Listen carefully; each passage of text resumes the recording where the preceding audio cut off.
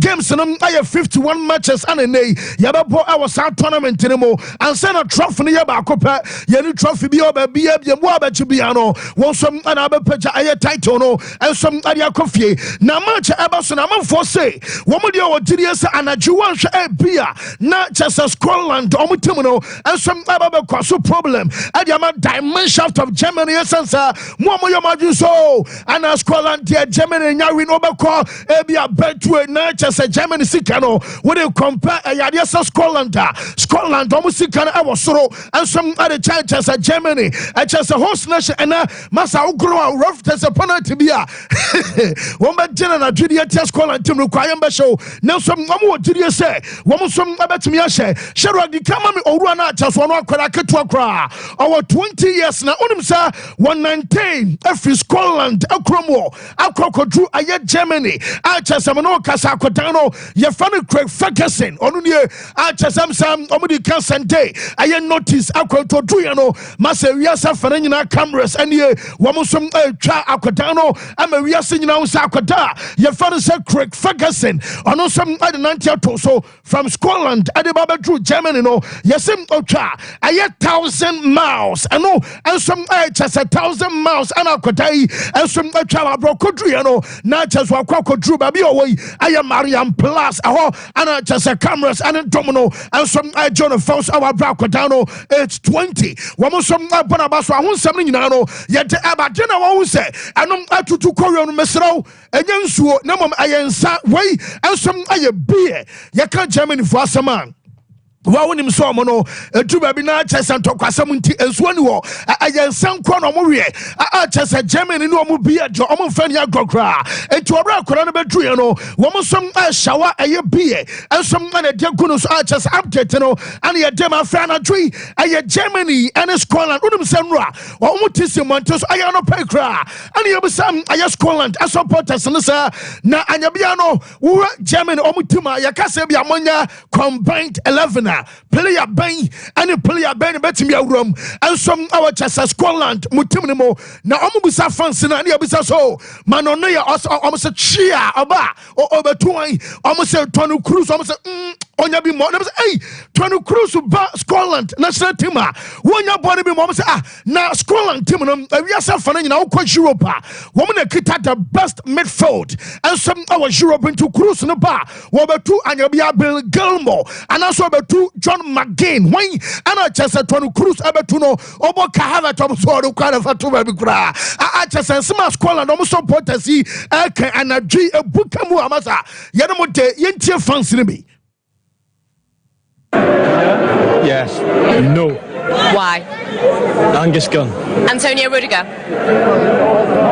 No. We've got Grant Hanley. Joshua Kimmich. Absolutely not. Nah. Billy Gilmore all day long. Not a chance. Ilkay Gundogan. No. Scotland's midfield's the best midfield in Europe. Tony Cruz. No. Midfielder. Any of the Scotland midfield is way better. Okay. Tony Cruz. Nah. No. I'll take Tony Cruz. Kai Havertz. No, we've got Lawrence Shanklin, Shea Adams, and Morgan. We're coming down the road. Yes, auntie, I know I supporters and as a fan said I Scotland, national team and our Tessa, Wamu Samo to Ganti, German national team, the Massa, Wamu Bakuba, say, Crow, brother, Mukanasa, Yawochia, Downsunum, and the Southboy Saka, Wayne, and some Tony Cruz Nafe, when it can have a tenement or no, most mobile Pomutin Archers and Open something, you know, yet the Abba Fame, I'm a captain, I fansa, a Kai Gunto and Omubusan so penny, Mono Scotland, and about Timno, Unim almost also, one moment you'll be at some flanks, and so not just and 10 or hodie, about the Sabia, the attacker, left wing, and after right wing, 2 and a 3, and after just a 2 nature, 3 and 11, you know, one more in it to Bono, on town fan Finfi. I ain't change one on my crossing the Abba, 80 about Panama, you know, I was at Germany, Esha way, I Kai Guntohan. You know, a team that is balanced, that probably knows when to sit deep and defend, you know, which might happen more often because our game obviously is also a lot possession based. But it's important what we make out of this possession, you know, and that we minimize our mistakes that we don't give them too many opportunities to go on the transition, and on the counter, because I think that can be something very dangerous. And to dominate and try to get the 3 points, knowing that.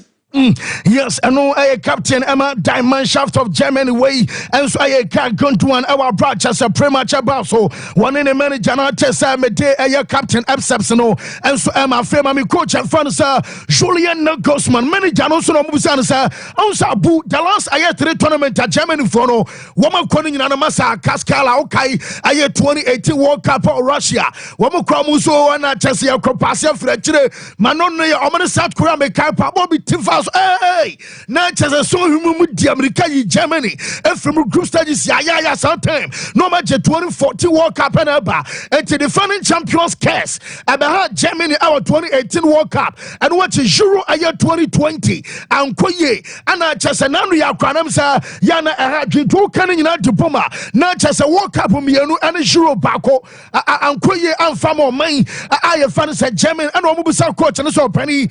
We and some I said Morocco. City was a past a past a come one be a Siromasia about tournament to me and Sangu na Ankoyan from a Germany and what attention alcohol way a different ball game altogether almost at over 4 where you're Julian Nagosman a Kasai. The past, I think it's important where we want to go.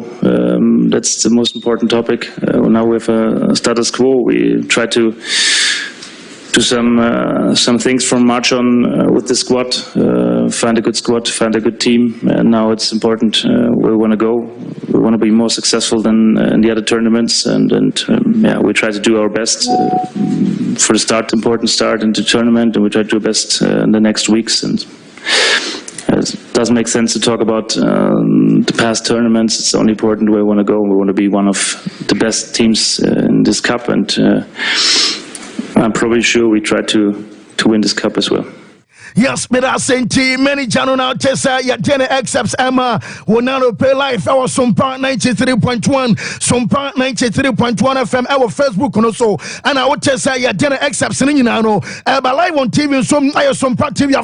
Mammy, I Chessa, I who call a Portugal, Ronaldo, a Genano Peno, maybe two Kakrabi and a man, I may catch all say, baby a Portugal, I'm gonna share to now Cocologeno, but I won't send me now some a banana, maybe catch us a whole, a hotel residence close to Forta and our Portugal national team woman some college and one time I see Ronaldo Macacho said be a from this week and no man de Bomutranina woman Jessica 800 euros and Sana woman Czech Republic Kakobanino made on some Jaba Ronaldo Mutu and Ramasa Message Shark man omonomote motorbike and so no and Omodosu Bruta my bike and come how many Homo Yakobes 3 million woman you know prum I just say woman sauce pipe and po said woman you know air right just way and some just a rough writers woman in Portugal and a beya to my hour to media your father said euros no my hotel them sir everyone some abachan Ronaldo nani padom just a tuba bia woman chanting the goat and watch it woman chanting Ronaldo at dinner Ronaldo akasa enwaka kansana wo rema hotel Ronaldo say Obusa na send was in reception and Ronaldo say I said your Portugal about tournament and I will fear aha I Germany now so I said yes you qua what about Portugal I will fear and Obusa said oh yeah sure sir afi mo bet me akwa semi finals Ronaldo say o didi pasa mo bet me akwa anymore wo mo hope say wo mo so bet me akwa further and no I asem say Ronaldo and some adeba na be catch us and Sanrio our samoteso na Serbia for this on England for no basa masa and memman kentin kanaba womu be guamu ama be catch us police one our jumaya wonim say England for so Saria mesa be catch us a pint I just am I say your boo and you go a glass mu makuma kono almost say a very tournament way now boosting UK economy more than 2.3 billion pounds not just on my rinsapa now yes police want to say latest in here police want to say Omo afutuo adema England omo supporters adea womo se nkomo de be Sunday and nkomo fa no wi na no yanso omo legalize ayani a ye chese enom aye weed enso our Germany wonim se na no ya no omo legalize cannabis enso our Germany na 1st of April na bas abani so sam fine kray ye legalization for the ganja herb masa wutimi bom twimusie afiri wasum wani ase chese ukom wanum afa babi nyina piantani emsa wonim shedi a hodi obehyepa nam police won se dentia ani anka England supporters enyan sawe no mo twajantum ene se wo mtiri e ba sa wo hia Jana nom ama wo ye ne kan se kalma ma wo nya gidigidi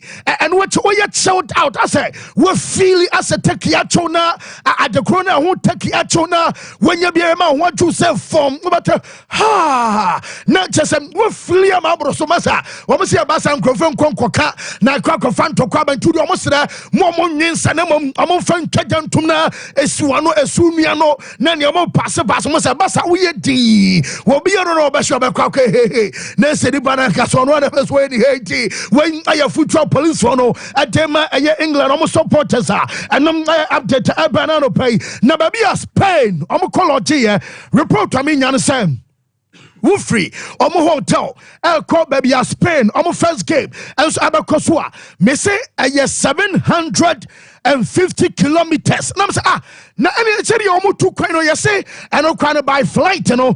I about 3 hours. And we are 3.5 hours, 3 hours, 30 minutes. And almost na dian corner Spain, El Kakoya, Wamukoji Hotel, Achas, a Wechi, every baby also game, Abaso, Wamus Sanka from Madrid, El Kwana ba Germany, Baby about 3 hours, Baby Tessa 24, baby about 4 minutes to be now what drew. No mum, we quite have Baby on one or Mufia Kakom game, no, I'm on the flight, El Kokwana more than I have 3 hours at Wamubako. I'm a Sessia, I'm Francois Chassia, Wamusum concerns adeba and 750 kilometers and as I say wamusum nabetra our brown something no yet update tama yet for and some other pray our show no so now my main front one say enwa France wamusum a training session Barcelona no and the baba say 4,000 ekoshebi in Mbappe one team no and training what does training individually just akwadano wamum person obiada no hobekano na kwakwa some adaba na make us no pay no Wamuchumedia, your friend say a press conference at Basso. Now, press conference, Mamu say I Brontia, your friend Olivier Giroud, Wano, and a Benjamin Pavard, and a Wasie. Now, the Meme friend says, Benjamin Pavard. Benjamin Pavard say, just a Mbappe and Muama say and a tournament the last Euro, and one who some and one shall go. And a fine Kosi Hina, Wayamasa, was it tournament way Mbappe, a Baye Ja, say Winim Ja, Quanocopa, was it tournament way. And Abu say, ha, I could not born a boy. I Benjamin Pavana, San Saminano, one of some identity at Banano Peno, yet they update Emma yet for, and some our shoulders are free. Mamenko, a Bobokua, your fan say, a Bonsa, and some Abba, yes, Simeone say, on Jaima, a Voro Morata and Co. Now Morata, no can yourself, quite the news I made Tennessee, many Janison and found, and in your brain, from the United States. What does some Aquadani D and what your armor crime will be, and some Amateti Aquadano, Omoya and Wasan, Omo Quacophobi, abandoning on the coach and say, what trust him Aquadano, and I was Aquadani Este El Bobokua, your fans are Letico. Now, okay, reference of Ben Schuster. Yes, Ben Schuster, yeah. Now, Ben Schuster say, yeah, what you just time a bus FC Barcelona, Mujama Sergio Busquets Ako, and I said, Busquets Casa on to Asubium and Famabobo Fans of Barcelona, and you papa copa.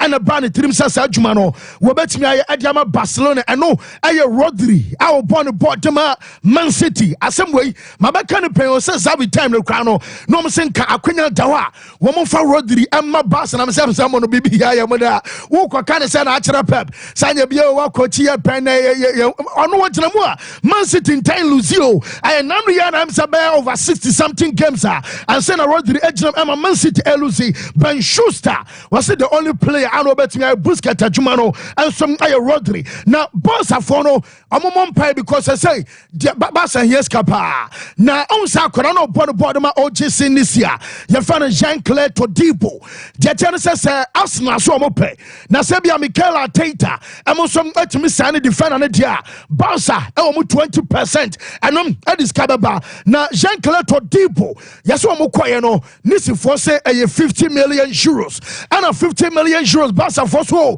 Mikel Arteta onkoto ye former players ne chasamodi osa bibia mo boy enti sa Arteta mo koto a ne ne omanya be 10 million omo de be so omo de chase Barca de be so katenioma a chaso mo yes ka dia kwakworum ama say 1:1 rule and some ababe omo dia chase no aye update ba kodana ye fan say Nico Williams adia no Barca for your calculation yes omo so mo fan Nico Williams aye almost by 60 million euros and yes and tedia woman to me and our brand so man signing a boy no ebe stay our Sam mess and no and some update about one seminal yari to Barca ton player at Drama Crystal Palace omo resist kabao make a try to paisa woman delibero for a cabase 160 million euros and sana omo return to 1:1 now much you have 40 say and then akodana matono I found Shadi Riyad no womunya ayet sika and ayet 9 million euros and there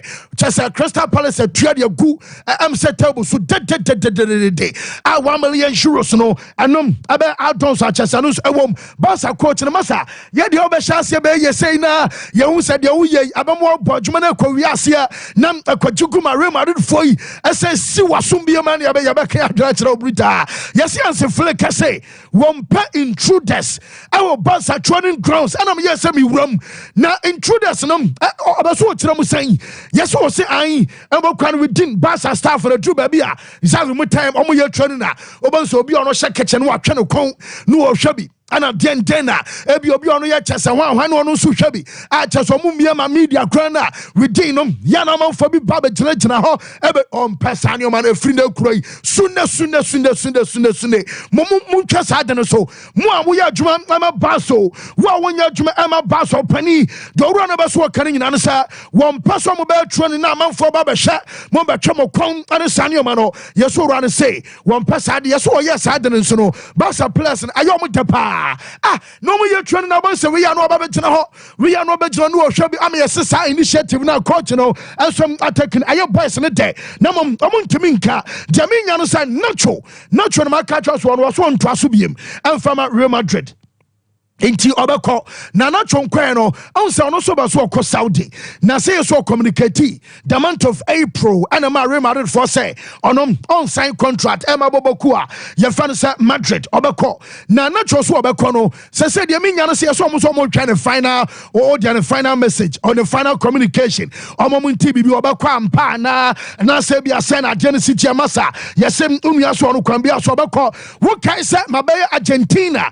akwada bi sheru boy na ye fan Franco Mostanchuano you must say on a baby deal your messy idea. O Argentina and Codanimo on ye or Shetan, Shandy, also was a messy crack. I'm on for this and call your messy one time grand Quebec messy bar. Massa bo pa bo. Alcodain a football on Fifi, Mecano Argentina phone, Quadano Kwa Cabana Bra. Well, football on Fifi no be changer, one chaseo, not just and Coday, and some more typical Remaded Bowana Bassa by. Say the Remaded for years, ya bring nano Pamano Casino. Now, Joma and say, woman if I come former coach now, you found Santiago Solari and a Juni Calafat, Omumiano, and just Omu Bomuja, said a Bea Codana found some Mustinchuano, and some Nabetia Free Bobakua, you found a river plate, and so about, and no update to Abba Mensaka, Yada San Seminano, and some Tuja and Ano pay. I was sure so in Tamalan, woman say, Ora Fansa, Lautaro Martinez, Oman area, now Oman area, until 2029, my back catch on that. Omdi come back 9, Buena Yama Sicano, woman to be Akao, Chasa Lautaro, average 9 million euros a season, the bonuses, 1 million euros, and what it almost said this says can you no one say Sakoba be a boy no what achievement be a titles and a sanyo mano one say GGBia one abasa this can be akaho and I could fan sell out taro and some Mexico but John something no and I yet am I for anopai and some our shoulders of bra Victor Osimhen be South Africa transfer market no ya kapuna to no baby anko waba be on the Premier League me no kasai yes Antonio Conte when you be a chasam oh here Victor Osimhen omo here omo and stop Giovanni Lozano so ma Lozano en Kojufi wabasa Krita Kwaraskilia and so este nanso Jamensa kan so Osimhen diane de wabo kra no ebe so omo tono munyo musika at the fande omo so target awodoa and so about transfer market mo na report Jamensa kan se boboku a ye fa no say Chelsea and Michael Olise diano na say Liverpool for and some ebe bowura mo sa be ya Kaise Done Romeo Lavia Dena bia Liverpool baya wo so say Michael Olise na mama kwatano Jemi minim ne se bia wo the club and say some crowd tonte a Jemi minim ne say na nka bi onya Champions League obapo na mom yeso we excited our bra Chelsea project no boy no some ani che ho na enhira nkwankwan say bia sika dan so omo meet Chelsea for no say 60 million pounds no wamum ebetua na mo do so mo kan nyina ne se omo so pese womo ni akoda no odi akoda no fa ne word em womo se ane mebo ama Chelsea munkon Crystal Palace and ye woman bani nya onya no asem no ama Chelsea enkwan dia kwam bia so womato ono Michael Olise and some adena ba in fact no pay dia mensa kakra no sa womu pushi pa Manchester akora no diu no eno some abetumi abaso a eno aye update eba ho nsem no nyina no yare atwidwa ena no pay live on Sompa 93.1 abra dwomedia ye fa no say full time no ye da some adema wonim say Arsenal akwaso Victor Gyökeres atase koba sa kodana ye fa no Benjamin Sesko wamano se wonim say Sesko no Leipzig come and sika so pass say one chiska kasia our Leipzig what 10 million euros a season I don't think about ama Arsenal SSN tedia and Victor Gyökeres in chain and SSM also mo kwesa some no kasai wo so per striker pako and some aba be shema dia matem no Al Nassr si Ronaldo say yes Ojiri Basa Van Dijk and some aya another na Nassr for when your first time one more like so mo per Virgil Van Dijk kadia no Liverpool defender and say omaso be ko ba bia na jamiminya ne ye say yes boy no say ebasa bia Liverpool wante say so mo the contract ama kodana na chese ebe nwanwa pa esansa akwara we wo mo be so otena no stay na yes boy no camp say nani age esansa we ansom aye new era ore fan sa Jurgen Klopp okọ ama sense ana slot anaba et Van Dijk no nani age so be stay e obobo kwa fan sa Liverpool na watu aso aye adwuma na Real Madrid e play omo so omo pe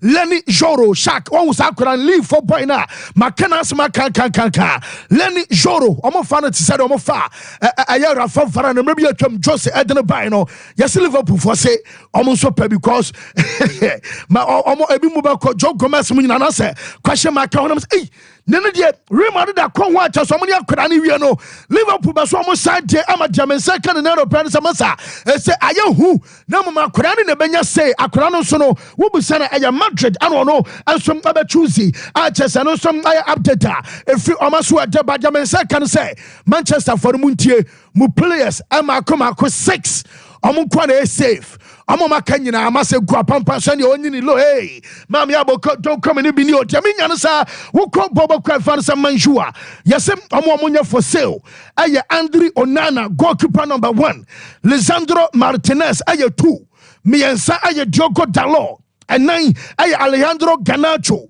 enum aye Kobe Mainu anansia aye Rasmus Højlund wemo ana manyu for say o the same crowd ba omonto omo maka nyina amasa wo bia kwana de mu ya se dom din de kan no everyone be sack come so omonto amasa se di pan dem se o yesem amwa ne sene twene omo so twene de mu odu na wa wani mo hu na ba so asa twene na fei aya bo be ofui na ne and I said kwakwe no nua tua sumum yɛsɛ wɔn bisa kɛde no say kwan bia so wɔn abatona na kwamate sɛ clubs no bi ɛwɔ Premier League ni mu ebi nso ɛwɔ Italy a wɔn so abaso wɔn fa no ɛnso ɛma ne ba problem baako ɛyɛ Marcus Rashford wɔgye £325,000 a week wɔ bi aka ɔn sɛ dia me boy no Rashford din kan maka kyɛw sɛ ɔmo tɔn no na yɛsɛ boy no ne problem ne sɛ manager so no ma yɛ adwuma no nyinaa no ebi anka woyɛ coach a wo kyerɛ ne nneɛma as a bit by bit yɛwei no wayɛ na so Tahag de no masa wo kare nyina bom se wo yi force bill baako ato a wonya ntia no eba sa na mana adwuma ni ye wo se wo hu de manager no be so wo kyerɛ se Tahag so se masa ahanya class 1 table na yaba be now so tietere waji so na 2 weeks madam enyanko bi masa dabi wo ni sa time no kwama no kasa no ensom update eba ho nsam nyina no ye de ema ye tefa ena no pai ensom abo show no so na manju omo monitor isolate a situation out bamunche omunya wamum abaton eno aye matai isolate omba so omutomom esanse bande oma catch up brand say omuhia no Shadrack mamenya me story na me fancy abuma kai me say omunyina mo de okay menya ye de sia no so yeah why yeah na the story with the one ya bia beja asem 2 days wo shark yam cry na mami ababa wa fan say Alicia Davis. I would have Alicia Davis when I sport. Now Alicia Davis are your batch as one of Barrier Sonopa. Now Unsano Pename Casa there was sport one maybe a Champion games. I said Berman Sebi Ubonekeda. Nam Wababa Dai Yano Bana Kunachebia Hado. No two Nina said gymnastics one tie what the night told this is one row Wabasisu crying. Na Sabiano Pemo Fancha Obana Diano, a Shabaman Yanum straight our Brown you soon, sir. Not just or you gold medal no massa. Nina Basu may be a term now. Deminianos Obana making us Alicia Davis, no, yes, one or your porn star. Now to San Kabia or your footballer. Nam Obasa bo Ebia make you debut. Massa Mazamania Brio. Sabia, we a footballer ball first of a game. Now where your porn star the first in the debut. I am on the Berman Conquest. Masa Shark Mama do friend say and now toy no masa what did you make oh say so no masa mo dinum or body to me the shasabi ebia ne to kwan ho sa na tua kwan no say bia be man your my fine pa na say the first ayem to say set o twa no am say be man na mo duye tiam say odu ba ko pe ne say ade na buakam entomu ye omo pe ade na ba bia bu no anu na masa Obano so much champagne, so mu who champagne. I say, cameraman will be a party. Hey, for that dear Buakoto Sakotonimu, a room. Moment in the hospital. For the 2 days, and so much me on the surgery. But I said, baby, you only dinner to the massa. Was it Obian day 1, March day 1? Well, Cockers had dinner at Chessa, and now to the boost pain. And I came running moon. I'm a 2 days no hospital or teacher say, yes, doctors no crack trasanka. Bay near Biacha said Sabianca, one so ya dip mamma, yeah. I knew you because I rooms are quite today. It was a Omuquachi Copaba.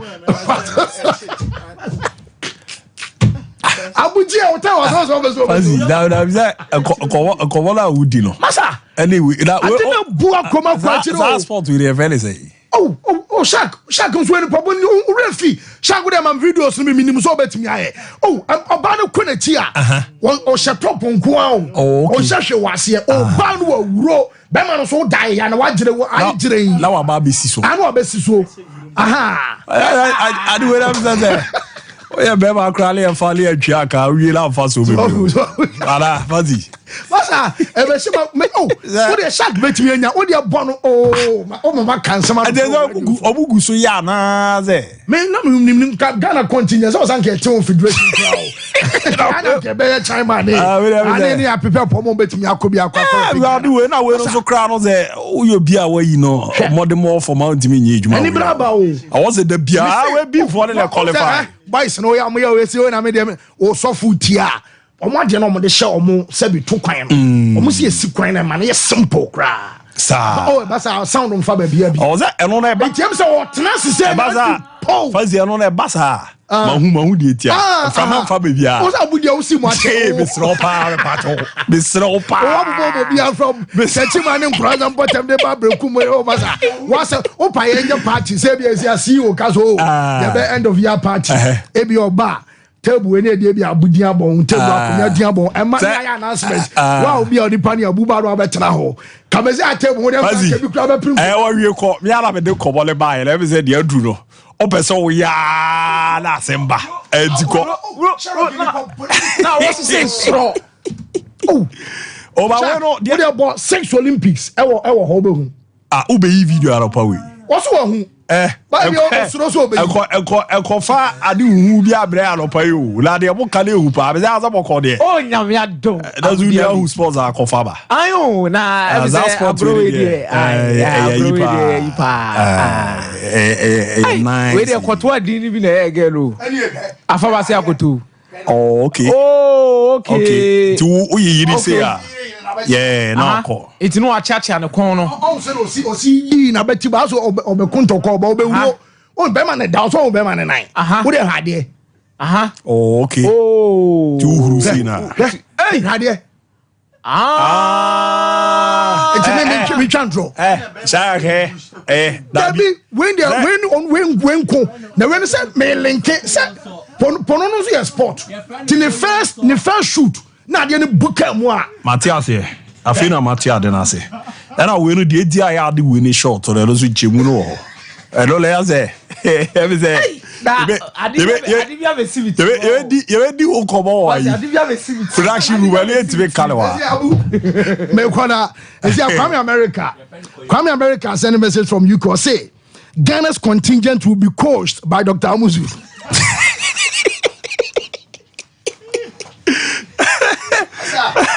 Akobia bia boko de Tama bibia e boko ne me boko ro na teduane mu emra ada na dibizia we ni jehoza oh dem na say sports there oh wise na obim na say me beam nation obim beam nation sa obim nation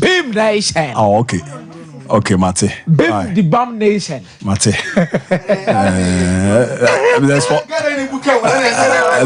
mi sabenyo mi sabenyo Baba me so ajo le Friday dem am so ba ko kan won everybody zo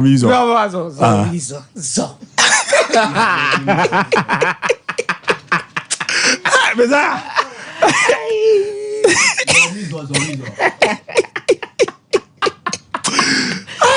we dress one never be mo mama Fabi come kakra ma yentia yetiefo ne mo makwa aba fam so passport we na no pay yeni nkomo famfa euros no because enne ananyame ya adoma e sha ase this is the third time yenya Germany say oye host when it comes to the euros.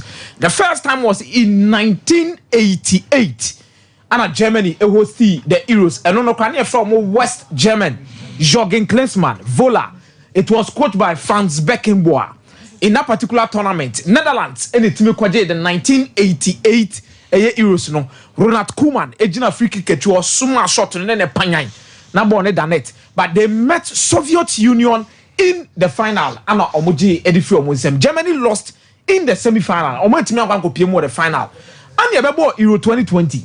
Euro 2020 Germany was part of the host. Also that season and also that year no. Abu Dhabi Oman said that to abenyu obi hosti. Omo yi nkofo mu an omo ka so bia mo the qualification no fanko wa be top group bia no. Wo ebenya host ni bi o ntinya Hungary, nya Denmark, nya England, nya Germany. Yebetima bobo countries na hodo na ano mutimi host 2020. By Germany England and Germany didn't free. Omo share Germany by 2-0 in the round of 16. And no omo ball game no London Wembley and England for etimi Germany free. Then in 2024 Abu Dhabi Germany back omo hosting as the sole nation. So Germany hosting as the sole nation. The last time they did it in Abu Dhabi omo entimi anye. Omo entimi anje the Euros no semi-final omo free mu. But all tournament ni teams na ekona yeni nkomo bi kakra bi say why ana wo expect so betimi win this particular competition why mo ana wo hwe animu say Abu Dhabi omo betimi aye the dark horses in this particular competition see ka say the dark horses enkofuku editumi say eni ni omo ho by tournament no enwie no akire baabi no na Abu Dhabi omatimi emeki omu name in the tournament omo anje kra na omo shock a lot of teams bi omo di tu omo say on performance no wosoro chen omo na omo di omo nim kan ye hu say Iceland abayebi ye hu say Ukraine abayebi ye hu say Wales abayebi it this time around when ana wo hwe so betima ya dark horse then over in terms of the goalkeeping because you have a tournament that Kylian Mbappe baby or tournament a Cristiano Ronaldo baby or tournament or Hurricane so no so yeah day baby so you look at all of these players Romelu Lukaku Bolingole and you ask yourself who is going to be your goalkeeper. This tournament has also bet out top young players omunya this tournament it miss a trauma apart some has been unlucky with this particular tournament after that you know omentimi afanya we injuries home go back to 2016 and you watch Renato Sanchez and you understand what it meant to be a player who had a solid tournament who was young but after that tournament you know Renato Sanchez ye hu ne kase yobiem yes prankwa na hano na say kro ba Roma kra no say pra asa kotenanche so who comes in and make sure say at the end of the day no ono and obetimi ababe the best young player now bu ye hwe teams now mo hwe ani mu so mo betimi agena history records play massive role and some about quality and some about coaches no mo gina bench di dwuma mo no in terms of the history of the Euros no teams so my successful pa na Abu Dhabi obekasa about Germany. Oh, okay. Germany won 9 medals when it comes to the Euros. The 9 medals near from 3 gold medals, 3 silver medals and 3 bronze medals. It's Germany aje trophies ni makoma komiensa. The next team that comes no so team aje draw na Spain. Spain so team aje 3, 1 bronze medal, 1 silver medal. We are only 5 medals in this particular competition. France so bet was with 2. Italy so bet was with 2. So you look at these nations no magigi dana definitely say both teams are ohwe ombetimi agea Abu Dhabi untimi nyi Germany mfani film due to their past record and history untimi nyi Spain fani sinchen due to their past record and history untimi nyi France fani sinchen due to their past record and history untimi enyi Italy fani sinchen because omokras are defending champions yes coming into this particular competition but when was the last time any defending champions was EBG Euros? These are not all that common, especially with what Spain did in 2008. Omobeji World Cup in 2010. And Omusabeji the Euros in 2012. I had things. So Obenya Timbia, Obenya this particular dominance when it comes to the Euros, winning it back to back. So it will be exciting to see what comes in. But Abu, Mambo teams here make us for because of their past history. Me ametianu say no. Once they are coming in and more England needs wajibi that. Yes. England the best performance will make it was in the 2020 aboard the final of the Euros. Asa. It might say because England bet me England bet yes they could win it. It could be their first time. But check it in terms of history, any statistics, any records, I won't competition anymore. Mama GGB Daniel Mo Timmy Roma who don't perform in England and come. It would be embassy check a cranwashe. But Abu, Yansha Germany, Yansha France, Yansha Italy, Yansha Portugal, Yansha most of these nations, England no crab account in terms of a teams or more person with this competition. Yeah. Or show the quality no cromona. Possible 11 on Mesha said yes, I can. One pound I would do so better this particular Euros. Yansha said for free Germany in Yansha. So like so many Germany lineup na maya. Man no loyal possible lineup. We show you remember one kasa wajaje ni power had the team 11 the more shape power here we would there. So be antimi and prom betimi agi the Euros. Manuel Neuer, Joshua Kimmich, Antonio Rudiger, Jonathan Tah, Mess Lintat, Toni Kroos, Andrich, Jamal Musiala, Ike Gundogan, Florian Wirtz, Kai Havertz. Come here team we dey Team we nyehu. Okay, yam kwa the next one. Mame the French national team when it comes to a possible 11 on the schedule almost here. Mike Mignon, Theo Hernandez, Jules Koundé, Upamecano, Kunate, N'Golo Conte, André Rabiot, Antoine Griezmann, Ousmane Dembele, Marcus Thuram, Mbappé. We're wedding. That way, we're the what can't find our squad now. One other. The Donara Tramini na inimbat. Tramini say Prani we but team we wedding. Team we wedding. Okay. Yanko is coming home for no England's possible 11 year had Jordan Pickford, Kyle Walker, John Stones, Mark Guehi, Kieran Trippier, Alexander Trent, Declan Rice, Bukayo Saka, Jude Bellingham, Phil Foden, Harry Kane. We more dem pa ba kofu e benjo mundi. Asanbo do na for na azu nyo. We more dem pa. He's coming home for. More dem pa. England. My who's the day. Lucky balance. Za. Evan was a lucky way. One. Right side no defend the near.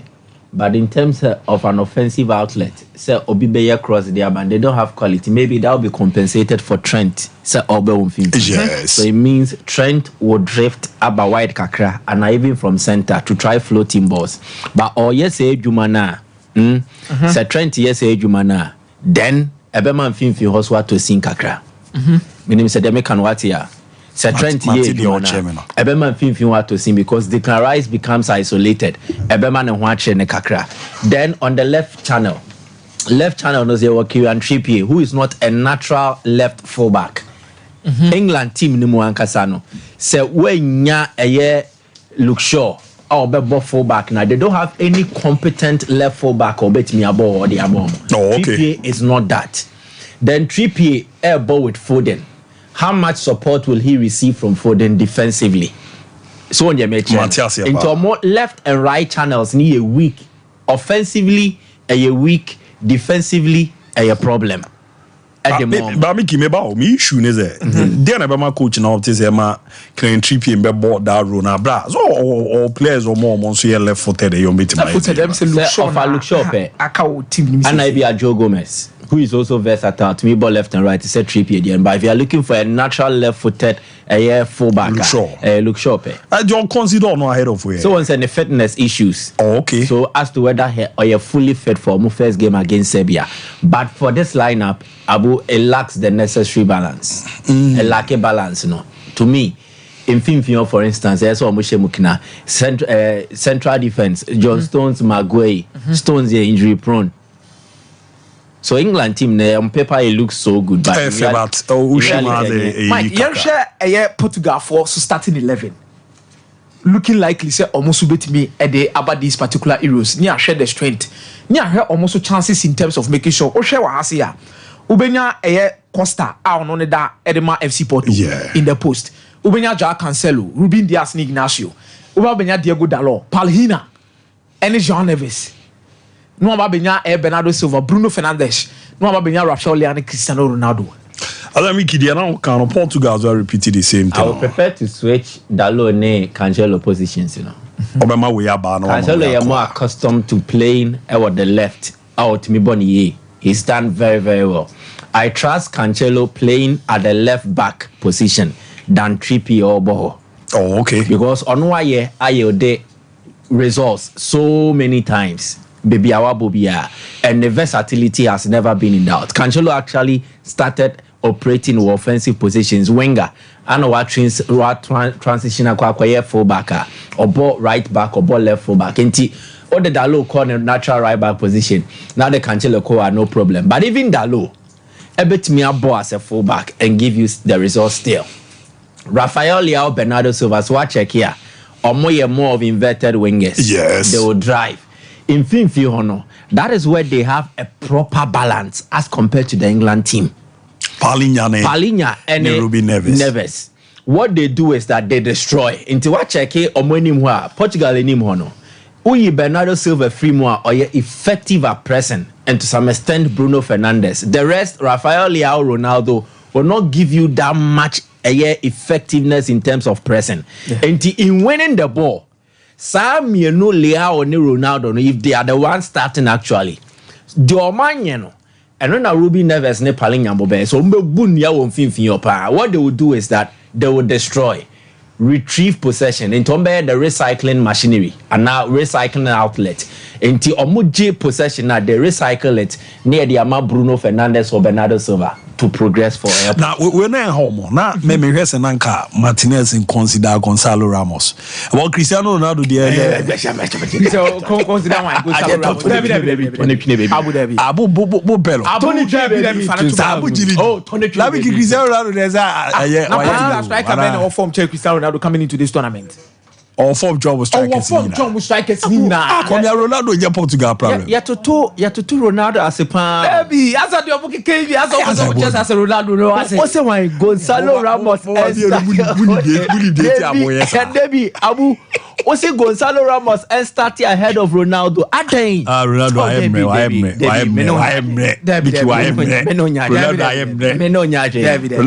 Ronaldo, I am Reno. I seen Gonzalo Ramos in his current form. Yeah, about the Sada and Sadi Cristiano Ronaldo about 2026 World Cup. Minima dear, but in Prempri are making. Better than almost forwards Nina. Now, young share lastly, Spain. In terms of my to be some possible 11 year squad in Radia. So Spain said I believe they have the best balanced team in this particular competition. Spain. In terms of more person the tournament. Mike, over here Unai Simon, Danny Caballero, Lenormand, Laporte, Grimaldo, Infinfini, Rodri, Pedri, Fabian Ruiz, Yamal, Morata, Nico Williams. Rodri, Pedri, Fabian Ruiz gives you a perfect balance. Also, I saw Yamal, Morata, Fox in the box, and I want a monster of 1v1 in Nico Williams. This space with team name, pa. Well balanced. It's not about name. But I believe so. We are well structured, even looking at their midfield. I'm crowd. We was on my first tournament. First tournament. Nico Williams. But you have some of them so be more. They've had experience. We to say Rodri. What did they mention Arsenal? Rodri and your experience kakra. No, I'm attacking no. And I'm count Nico Williams. Bob Wedema arrêté baba na no edempa. But also say Pimpini a court major tournament here. All the player be back for the first time. All the neighbor be do ayana. I say the usi who no shed a nyani ye. Ti ama mimi who's as a Spain ni more no. On say Tama no more the Pedri Moko Nations League near the Adeno.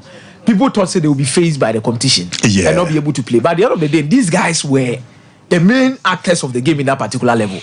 And Nkofo to say Laporte, any Caballero within the setup now, any Rodri, in terms of the dressing room, we want to feel comfortable to do what they like. And they will help them. And as we balance in the mami, Spain the balance in the year. Especially in their midfield trainer. I'm enjoying Mundio. Among lineups now, the amount in now. The only problem I'm a pa bit is a Rodri. Me ni issue abano. Pedri on and off. Pranintina Fabian Ruiz so no. On also PSG on Sheda. Why he has been playing well for PSG. Yeah, but Ruiz na me no Spain. Time na no bobo Spain. And you no France no. We are sure. Fabian Ruiz. Are you war a year can say Napoli no. Italy. And you no he has stepped up. Was stepping up kakra.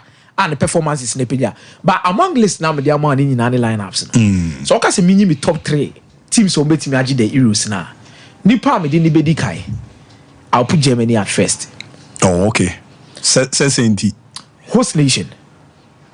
Okay. Host nation. Sometimes the environment itself and what they could create, could give you something different. What am I say? Number 2, I'll put in Portugal. Number 2. Because of Cristiano Ronaldo. Oh, okay. Experience. And they have good squad. Bench. Then thirdly, me put Spain there. Top 3 no. Top 3. I'm a Fabian Ruiz mo there. PSG on na. Akwa Portugal ni bi o. Onimbobo. Event is Vitinha. Nimbobo pa. Fabian Ruiz there come here. Me winners in the 2 Chenya. Me dark horses. Georgia qualified for their first time in the Euros. I don't expect them to do something strange to say the Iceland and Ukraine mobile. Georgia. Oh, okay. They are good. Kelly and money these guys but me kase me dark horses in this competition. The first one I may near Austria. Are they? 1, Abu. Going into this particular competition, they have an experienced coach who knows their squad so well. They have an experienced players. Be on more team said that. That's why I say David Alaba is not going to be part of this particular team. But Natovic, Mone, Bob Morton, Mo, Ubenya, Marcel Sabitzer, most of these guys are within this particular setup with experience. But how the 2 Chenya? Who pe team or more going to the Euros or more from Pana Austria? Come here.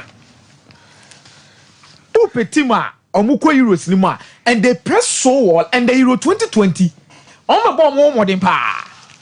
Don't forget, say, Austria film, at the end of the day, the eventual winners of the competition.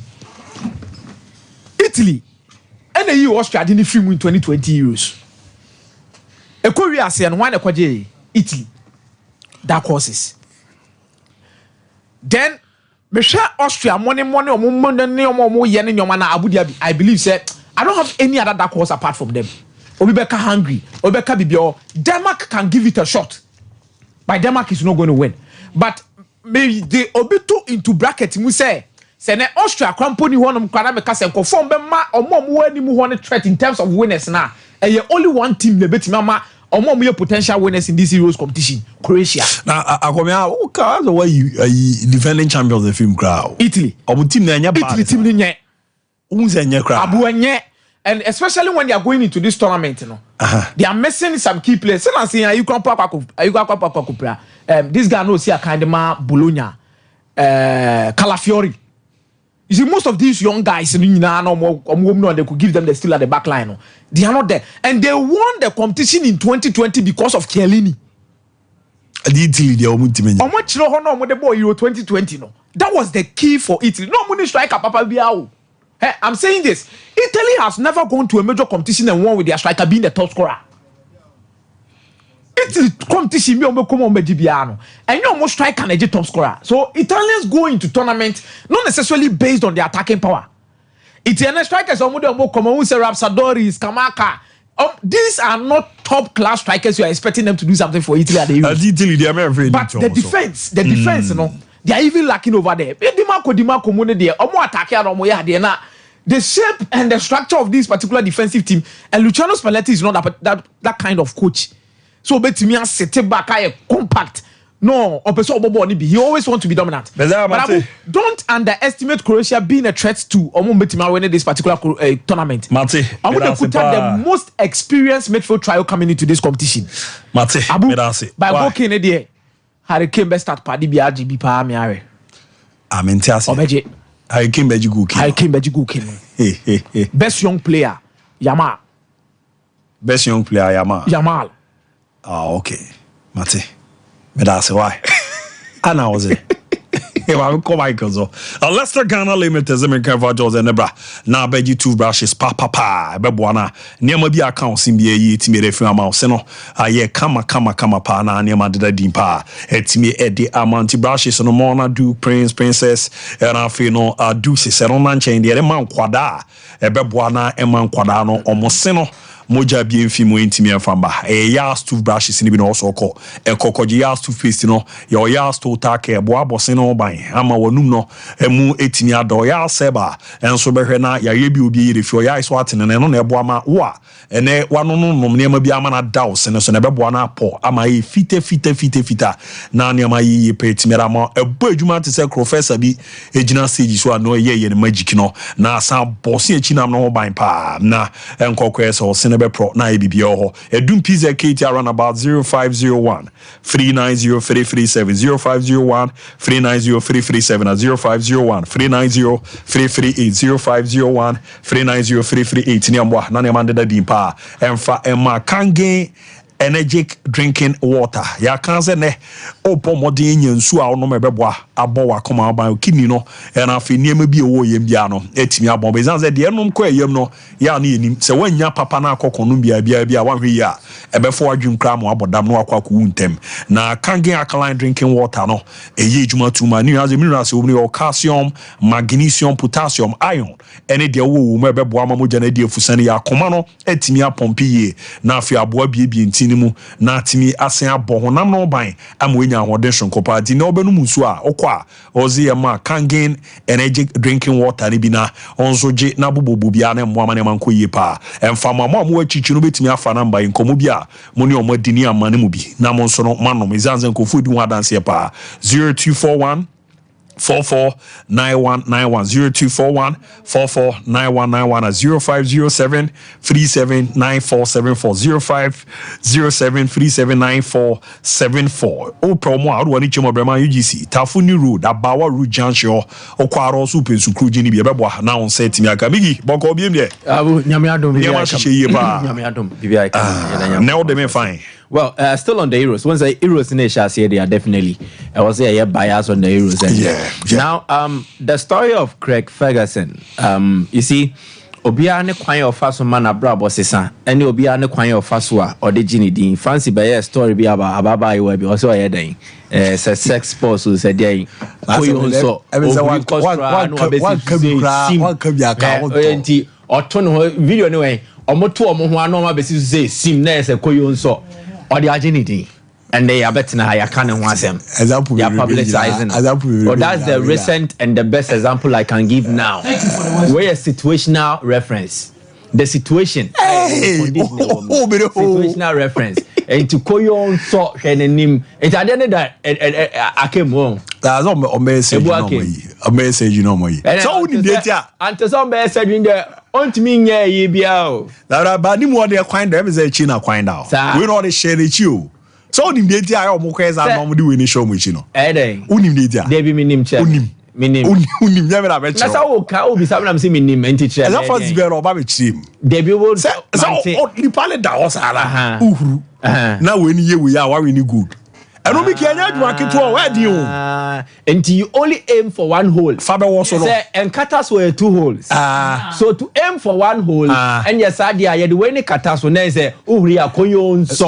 and yes e be konyo nso so sa ti say we no or the kata hole no ba or the kata hole no ba ko I believe all the story there is akrobia na on na ma metia na na ma me ntia pa o se akra na mesa no ti ma me butu o la za akra na hu bon ni mienu producer say ma me fa she soro de la la se o de se kwasi afa kosoro so yo kwasi afa kosoro ase are your papa kanti let's say papa didi o ti o fa kosoro enti acha fe na metia de na ya me some yeah or the way ni she wabreo why lady wabre pa so mu wie no ono ne omo hwehwe ade no omo hu no no wi say abu awura inside sa na ade ne koye no find missing in contact this ale ko edi we no what they say and said we be can o production right to make Georgina Rodriguez o was in enim dia na ya say ne pa no be ki we no advantage was all the we ni share achi hola eboama we no I saw experience pa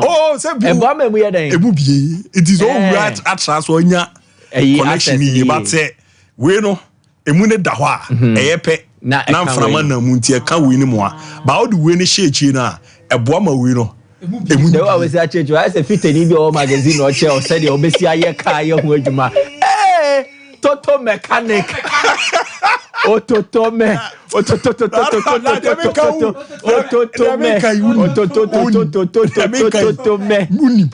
baba tie ni aya ti so onim no I was here be shop ma no I didn't say let me atone your me ba shada fato so I was here be shop ma be shop ma la me ko ye abudi have sex toys but I want to the main issue you see Craig Ferguson a waitress waiter sorry or serving sunny idea or restaurant ne bars ni idea. Now for someone like him, he lives the life of a commoner. Now say he's an ordinary citizen of Scotland. Or minor Euro Euro tournament nibi. He doesn't have the luxury of cash. So bet me their top plane ticket or bet me their top match day ticket. No about Germany holidaying. Now a bejineni a tournament nibi. Onisa akwenya nibi. But he decided say Nipa when you have the will and the passion, it might be enough or even more than just having money. Na say oh sinta we on home no. Na oh pe so person we ya dia. There is nothing that can stop you. You will always find a way in the face of several barriers or limitations. Ebiana Craig Ferguson no. This is a 20-year-old boy. Osi oniska ni bi match day ticket kro ni bi. What will he do? Oben nante meaning o treke 1,000 miles. 1,000 miles na say bia. Yemfa say Accra to Tamale. Oh, nante from Accra to Tamale 3 times. He trekked this distance to cover and then enter Germany and then wako PM or Munich Square where He started just as an ordinary guy, but he has been received and welcomed as a hero. And they know what Scotland man in him. Even before Scotland plays their first game, Craig Ferguson has put them on the map. And then he's on the list of every media guy, Odi Hunkomo, including me. Now, Adeoye, he did not just do this for fun. He also had another intention. Intention here, then. On until they are Germany, Euros, no only match day ticket. There's this sponsor or money ticket on Franchise Scotland matches now. Wow. That is BYD. Wow. And to cover for the ticketing. Then he used this also to raise funds for a charity venture. Oko Scotlander, Omo Brothers in Arms. Now, Brothers in Arms, a Glasgow male suicide prevention initiative. The Omo yen say, menya member in an to me buy out back home and say, yes, Berman soon. Berman su na show mu. Enti assembly to me mene wama abrofono so de omu suicide rate na was ropa o to me ko no ho at any point in time. So to raise an awareness and then champion the cause of preventing male suicide cases, Brothers in Arms for omu run a project or initiatives every year. While raises £51,000 and they supported the Brothers in Arms for their male suicide prevention charity now so Odeboa baako ekum no ma be mienu anamiensa raising money for charity, winning himself a match day ticket and becoming a hero for Scotland. Obano shene ye bia ne hwe ne dressing me person who pay attention pa. You can see clearly say atade a shene ne ye shirt. Yes. But the shene no the ye friend is skirt. Omomo friend a kilt. Good. A do tournament say there is also another dimension to it, just as Yehu Ghana.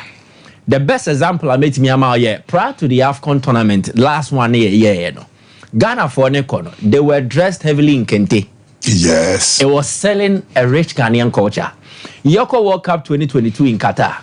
Now almost share Fugu and Batakali. It was also exposing another aspect of rich Ghanaian culture.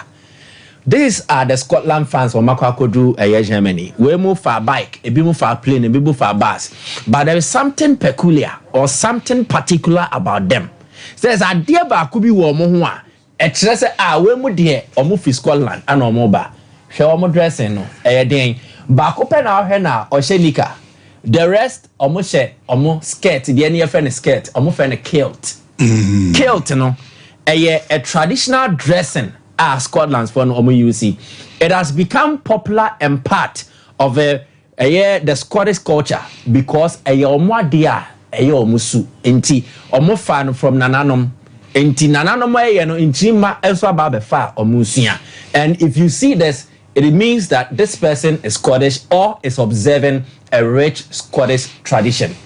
Osha kilt na show omo na there is this pattern like we are any friend check yeah, and check. Played. Yes. Good. Scotland omo national team omo nickname here the Tartan Army. Yeah. We need the Tartan. Oh, okay. It is an identity given to Scottish people by our different colors. So there's a tartan cloth.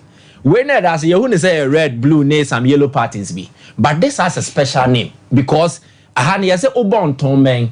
Oh, we say me your yoko, we say me your kwana, we me your Diana. Oh, symbol and now totem. Ediana Diana Kramai. The totemic symbol and the totemic identity for Ediana the dog.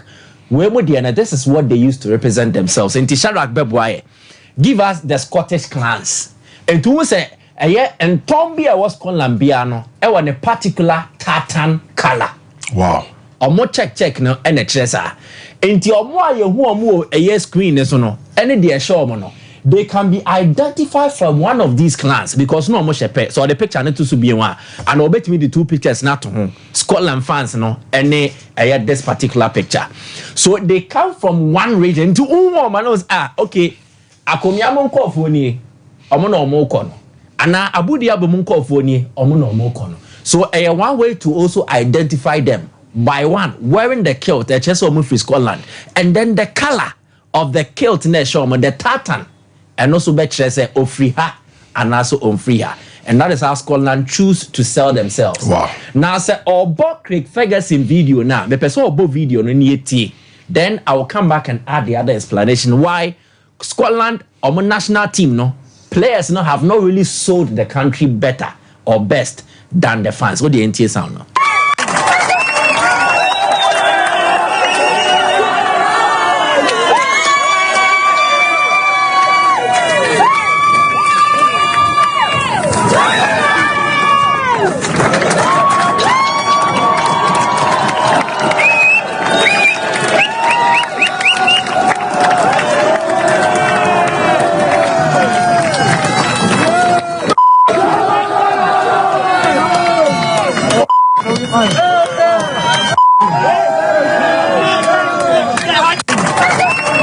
Nti ebesi no ote say naf ayese flute bi ayese pipe sound bi yes. They say omo friend the bagpipe.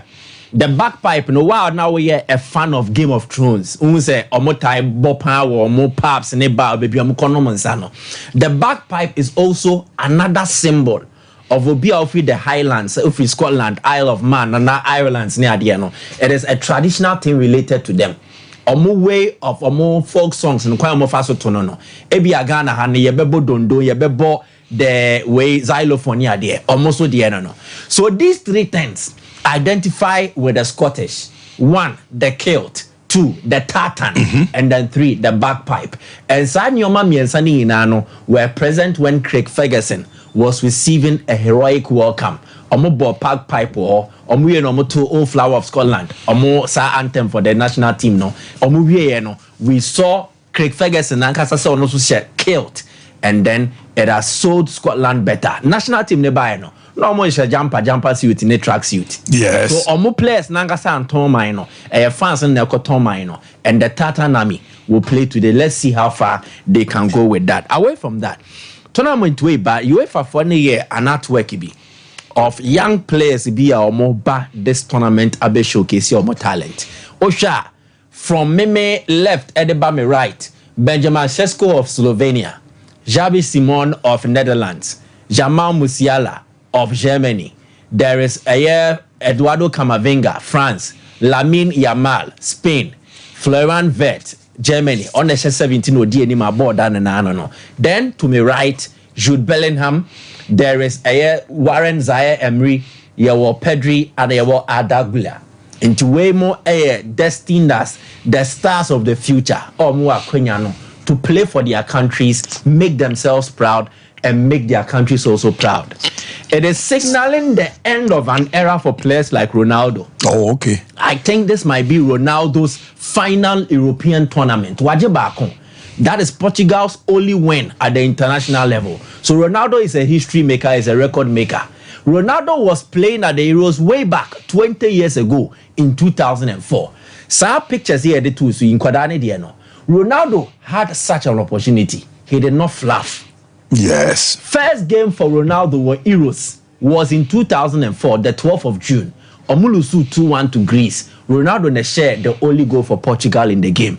He has gone on to become not just Portugal's highest scorer, but also the international football scene for national teams. He's the highest scorer. And to Ronaldo started as meek and as humble as these kids. Not just 17 years. Where find a normal Sansu. Now, Ronaldo rose from 17 to become a brand CR7. So these tournaments, they mean much to Nkodabia, Yedi Omototoso, like these names I mentioned. Florian Wirtz, Jamal Musiala for Germany. If they are to become great, the journey starts here. Eduardo Camavinga for France. And then Mbappe Ayebonidino. It was because he showed up as a teenager and won the World Cup with them. What can he do? Yes. Javi Simons for the Netherlands. And then Yeboro Nakoma Nabaso, Yebonidin. He started as a youngster. Then also warrior. Pedri has already showed his class with the national side. But he's back again. First time, no, they were not lucky to make it to the final stage. This time around, can he take them there? But with another youngster flanking him, Lamine Yamal, a boy with rage history of the Berber trait and now North African trait or a Spanish. The first time the Spanish national team, Enya Obisa, Akoda Kuma, with the Spanish team on his shoulders, can he carry them and push them to the top?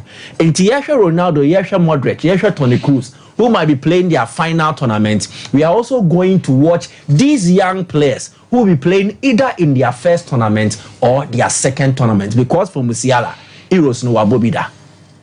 and I think it is going to be a spectacle. It's a tournament in the far. But to end, the Euro tournament will be a tournament for coaches. Tournament, Yeah, it will be a tournament coaches for coaches. Yeah. Era na ye woman abu, ye need exceptional footballers beyond. Ronaldo belonging to the exceptional group, but age has caught up with him. Yes. And he's only but human. Ne class, ne pedigree, ne diotumi yeno. Ne age na wenyano. A take sa impact ne so. So you don't expect Ronaldo to give you that much like he was in his prime. Modric mo, Cruz mo, the same thing. So it means that ye players bebre. Omo ye exceptional. Omo di omo ho we die. These are the star powers, the star attraction. Omo fa tournament ne bo. We have seen such before. Zidane, Euro 2000. The tournament no body my France for no. We have seen similar across board. But in this tournament, it will be the coaches and the tactics who will determine that, because players need your quality ni no. And your tactics are coaches de momo and the page omo di omo kosro. Ronaldo and Messi and your coaches ne make omo. The duo no, it was exposed widely because of the platforms they got, and they never looked back. But wait mono, this a coach natural omo tactics ne di omo bands and that is why I am of the strongest belief. Say a team or a country might not have very good players or names, but due to good coaching, they will have good tournaments. Yeah, like Italy. Team na kita Spalletti no. Oshe Dina, Italy striker Escamacca, Retegui. Clearly, enye Dina a carry weight, but with a proper structure, proper formation and tactics, especially in a tournament. Your bar could do knockout stage now. And it is about the strategy. Julian Nagelsmann with Germany, a fine blend of experience and young players. Florian Wirtz, Julian Brandt, Jamal Musiala, Kai Havertz, Noenya Toni Kroos, OK Gundogan, Rudiger, Manonoya with the experience, Thomas Müller also guiding them. But they are coming with a young, vibrant coach. And Kiejidi say, and Konya ready for the national team job yet. And Kebia, and club side, but he's gotten it. And watch how tactical you shoot, or to me, you're flexible, Sisanioma, and he's quickly transformed the hopes of Germans. First, now Kenny won him. But since he need a because they have a good coach who is able to get the best out of the team. Next game they expect today. I think it will be a rugged game. Mechanical because Steve Clark, or Scotland coach, no. He is a coach who would play to his strength. Germany might win, but it will not be a smooth sailing win for them. So you can look out for maybe first half, no say 0-0, don't be surprised. But Germany to win, it is top of the bill. Then you can look out for maybe OK Gundogan to score from the penalty spot. But this tournament, I'm repeating, will be a tournament for the coaches. Mate, Merasipa, fantastic, Michael Saribodu, and out in Canada. There, we are Yabana, Yababa, Ramufie, na ye DFCM non coma, Karamum, Genjamin, Dental Clinic, Semenka, and Fine Charles Ebra, na Ebanison, how one Eberena, Yabuana, Onsunwe Jauna, Sonanema, examination, consultation services, or senior two nappers in ni Yabomodem, Etimi Edibishi Mawa, Nineberena, Yedujma, Etimi Edi Amanya Nonqua, Zene was we see apesi yena etimi sanso ebrena ya boana fi eba ne se no ye etimi ehwe na de ase ne yin femfim fa foforo nshoma wa ye be na osene na apesi osi ni gold ana silver ni nyina ye na afi ye pese ye bom mode white ni utiti ne de mawa ye be ni aye etimi era manti no opo mo akoma se abre pojan shomo ebe total filling station no techima magazine ru ani achimo techima market no obo mode na sa akwan no so no we nyomo akra no ngwa na atomic down be nyomo ko for idiomo ebe central police station market on atakra the pipe no traffic in order ni achimo Tadisco Junction GN Bango on Sabecom on amani 0559 139582 0559 139582 now for 0598 405674 0598 405674 no afre na o se ho bia Benjamin Dental Clinic for any ayetimi ada mama me na mo be bape na ye bo modena afisem no ato aso de mama.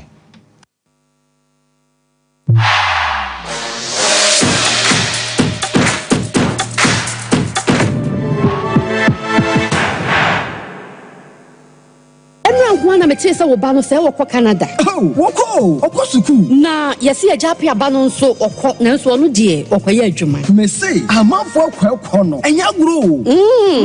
Jaye no ho na de won kɔ saa no. Oh, Express Group for ya. Express Group. Yes, Express Group. Obia na nya bre. Bese otukwa kwa ama no ne de. Wo de obekɔ simple. If you want to study and work in abroad in any of the advanced countries like Canada, US, Australia, UK and Germany, they will take you there. Let's say a visit and now turn so we call Dubai, Canada, UK, USA, Australia, and Germany numa what they obeko. Say ya juma so what they obeko Dubai, Qatar and South Korea. And if you want to write an international test like IELTS, SAT, TOEFL, GRE and GMAT, they will assist you to write. As a full labor roundabout wa and crying Kanachi First Light, Tema Community 18, Lashibi Goy Filling Station, Sunyani Silver House, our High Court, Tamale, Ayama Building, Yabe Tamale Teaching Hospital, Takrade Market Circle, and our offices. Our my bebre so telephone 055 555 0067 and 0249 000448.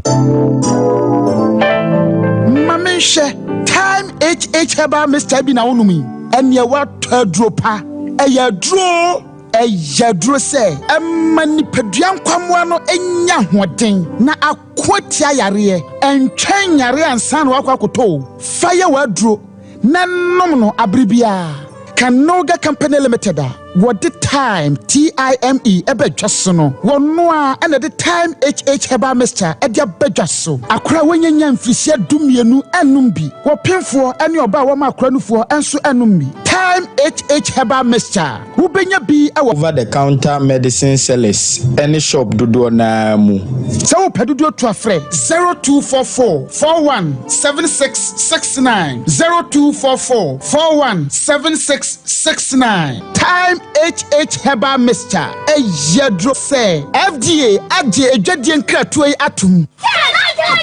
The ones that now from toothbrush no. Why and toothbrush no. Ninya Ashford. Nah, Ninya Ashford dear. Not so evident no way. Who that the evidence bang? And then Ninya Ashford toothbrush. Oh sweetheart, Ashford toothbrushes no. You want different types. She abena de ya moku eh Ashford Princess and Obra could do the so eh Ashford Galaxy. What the na ira no so eh Ashford Evident. Media so eh Ashford Executive and now my media no so eh Ashford Friendly. Without Ashford toothbrush my dear, Ashford toothbrushes are who do dear. Eh papa, eh moto. Ne to me bro dodomi ye dani bia akwashisha ho. Ashford Prince, Ashford Princess, Ashford Friendly, Ashford Evident, Ashford Executive, ne Ashford Galaxy toothbrushes. Eh Fibo Ventures na kofa bedaso. It's phone for 0241 545 646 and 0200 600 934. Ashford toothbrushes. They will soon need.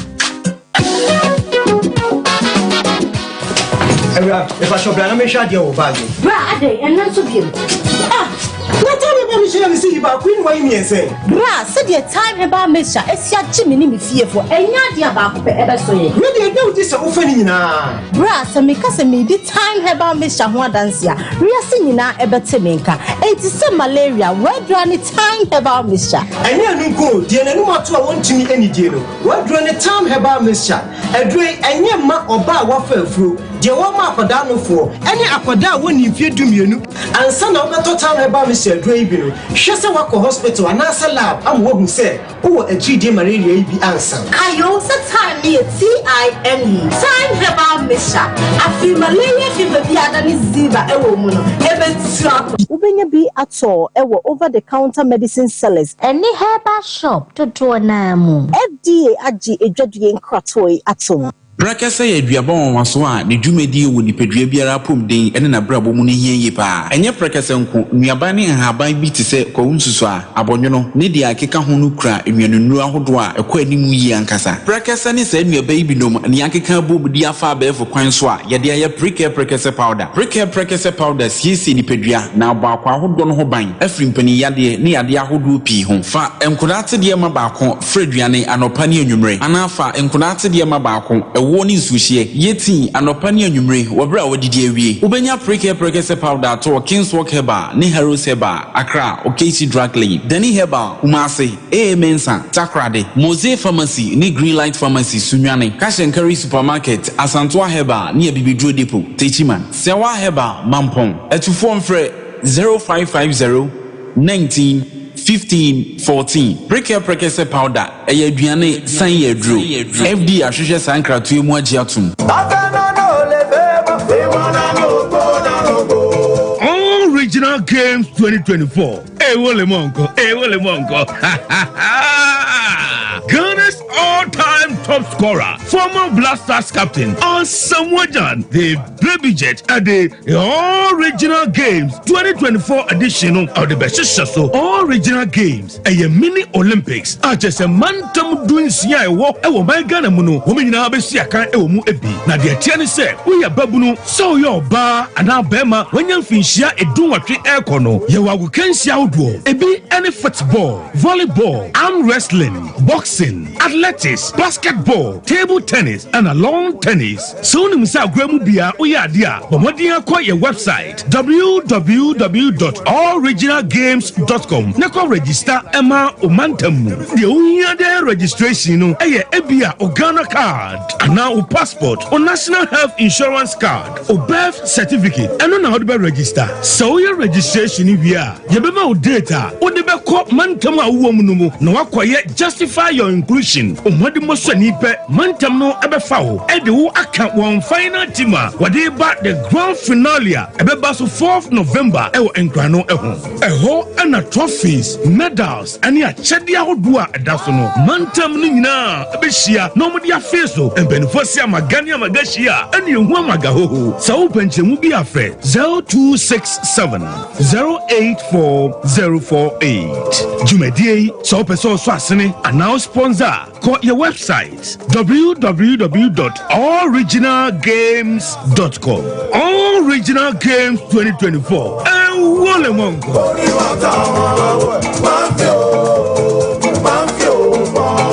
So wallpapers, papa OP wallpapers, and American for amount. So wallpapers, their decorative offices. So fee and sorry. Say ye perhaps a hodo. Baby bia unya wallpaper, dear do jume biano. OP wallpapers, Efro. Yama wallpapers, a macho blind curtains. A band of bedside lamps and so on. OP, MR types, or mark shapes. Colors out nina. Ubenya biato, ewana sweho. Say open LED backlight, the above flash screen a chia, and also OP, so self ring lights, I do phone bishim, a OP wallpapers, and a bema self ring lights. OP, Ewo Kumasia Doom, first floor, Nana Kwesiajman building, Tafo GNTC building, first floor, and a chronom or barrier on the market and a DNM. So open wholesale and answer retail, any OP, any in South. Free OP, our 0540 353750. The Mama Kwababa, Gentleman Dental Clinic, Jumadia. And say, BCC will sing, Nayabo will sing by Amawonum, and so Axi, and I say, will sing any more young so far and to my pa. If you will fix one, no, and I say, you type for a permanent one, no, and also you see a untimi aim to give, and no, and your friend PFM bridge, and I say PFM crowd. I feel you sign a cleaning services about your profession, no more, your friend is killing and polishing. Say, Ibia, and never be as she a cinema, said you Okasa, it's me, my pampan, and I the able, no, Oba Gentleman Dental, yet Nina be a Gentleman Dental Clinic, Koforidua Central Police Station and Chenwa, and I would do and kind so I wonungwa and atomic down, Domekwa being a runabout on so and I would do takwa the pipe one, traffic light na a pipe one, Yene OGN Bank na with the same premises, and a Kachiman so your magazine market a quina suwa, and I say opposite AY Ahmed, and I would do Kumasi Abrepo Junction, Total Filling Station wa traffic light na and if G runabout on who free Total Filling Station, I have sign on a idio, a year you may free Eda Juada Popem. With me, Afreya Homano, it was 055 913 9582. Yet the Fufu Krabetum, a high sense hero promo. Ye crado na ya hobwa, na konya na bedewama. TV, sound system, mobile phone, ya titi to say who?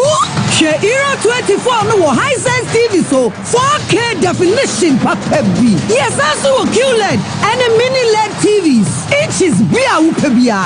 Everything 32, equals 100. She sham na you dear. With the Hisense TV, I share Era 24. Asa uti stadium ho. Any down. Sound no emo clear. Na ukra Hisense mobile phone. Bia with me share. Everything 10th, ever 15th June. Adi IF4. Yasa Tiswo, a Hisense Hero promo. Hisense Hero promo, a Kosu Hisense showroom bia. Etikoho, Nakwa Judie. Hisense, everyday prices for everyday people. Yeah, Coaching San, Nujumatia was Skill Point Training Institute. Skill Point Training Institute, trusted the city heavy duty machine surface.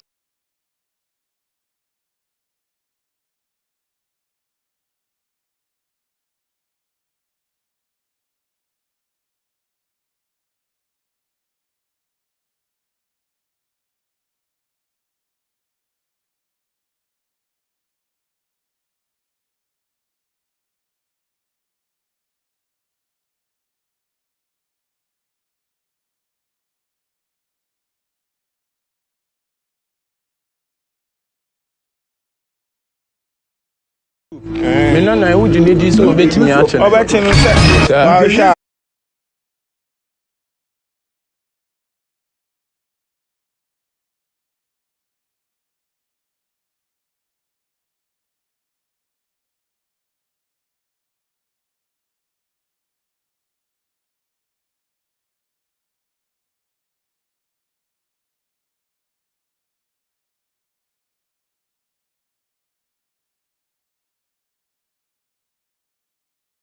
Ba ina gbegbe gozo go koloko what's that play with what about so I na catch say me ya de wasu wada roma wa ya de wa mayanka fo hin no mayanka o se meje na twese e ba chomba na se me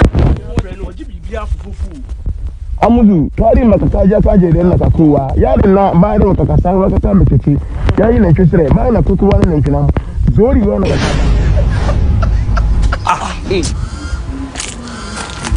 and you saw what Uncle Ford run out to down. Ha! Hey, come on, the first one we are brutal. I feel the bobo, what did you see on what you run out to down for us? I'm through coffee.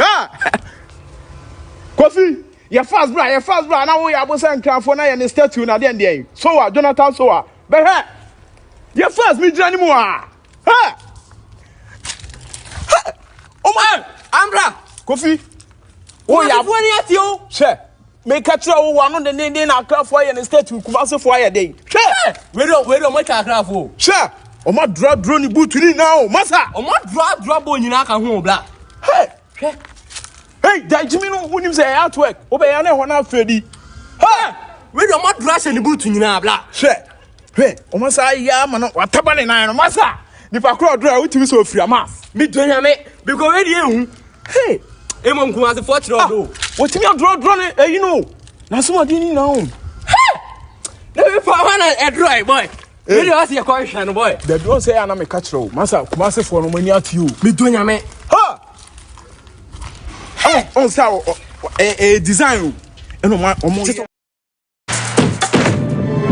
Alright, yabo mode na yetimi atwa so lutakenaba na enino Global recruitment agency semenka entimi emfa enchosa kwenyaba etimi edi amaze ne beboa na akwantuo mu work and pay eno echi no visa loan no mo de aba beram na simple pa ni na ze no bezo tukwa ramu Dubai na visa 177 no enino na chese Global for ebo mode etimi afa woka okokudu awa yidwuma etwa ne kakrakra na dwuma ku omo ne omo meetings are so zero kwa na just de bia no ye bomode am eduane no no pe ewia enyume na bibia obeda ye bre ne edi hudwuma e ba ne ze na pom ni wi pe ya ye bomode na medical insurance remetimi ara ma kwan abefa so abeku edwuma no ne you know ma bomode etimi aba nti ye ze nka e fa chose ze na obetuku akoba bi ti so Dubai akọ edwuma o won sa no dwuma o akwanya so bomode na wawram na ne ma de di impera mana categories ye be ne interview no ze ne o ye mason also ye steel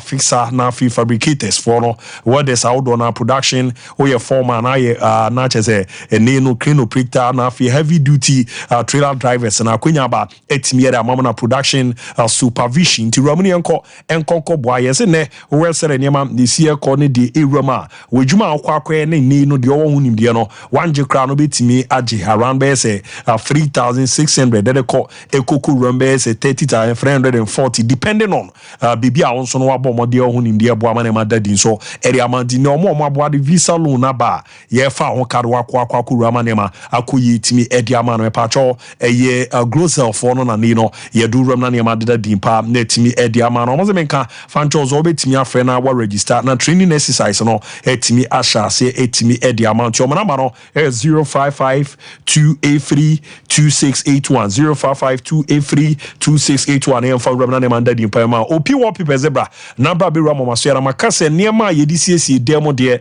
eno ane zo ram opi o maso ye ne ahwe na ya boa ma ne ma kuyera ma 3D wallpapers na pe no ye wo de eguma ese ya shine kakra but omo de ne ye quality one na bo no e o form peso tuton ana best side lamps no benya be TV backlight no ye de bia ba na ring light no mo a ya na mo ko TikTok ne mo a mo so no mo ye YouTubers a mo bo mo de videos a do na de sa o bo mo de etimi nya ring light ni na de bo ejuma e be boa ma ne ma kuyera ma kase curtains no kufu na twam ne de aba na ye blind curtains no ni nyina no op e de bia ba na babira na plastic wardrobes out on a ubenye bi center carpet out on na air diffuser flowers out on a any nema bi edibe siesie dem bia na AOP open ba ko na dodo na atua me the number no tudwa no wafa na open na chroma edum PZ na kwesi agema na banso no na ese first floor obenya no mo afiwa now call hello from about show no and a chronom barrier ho all see chronom market and also no first floor about show no wa or bridge man number is 05403537500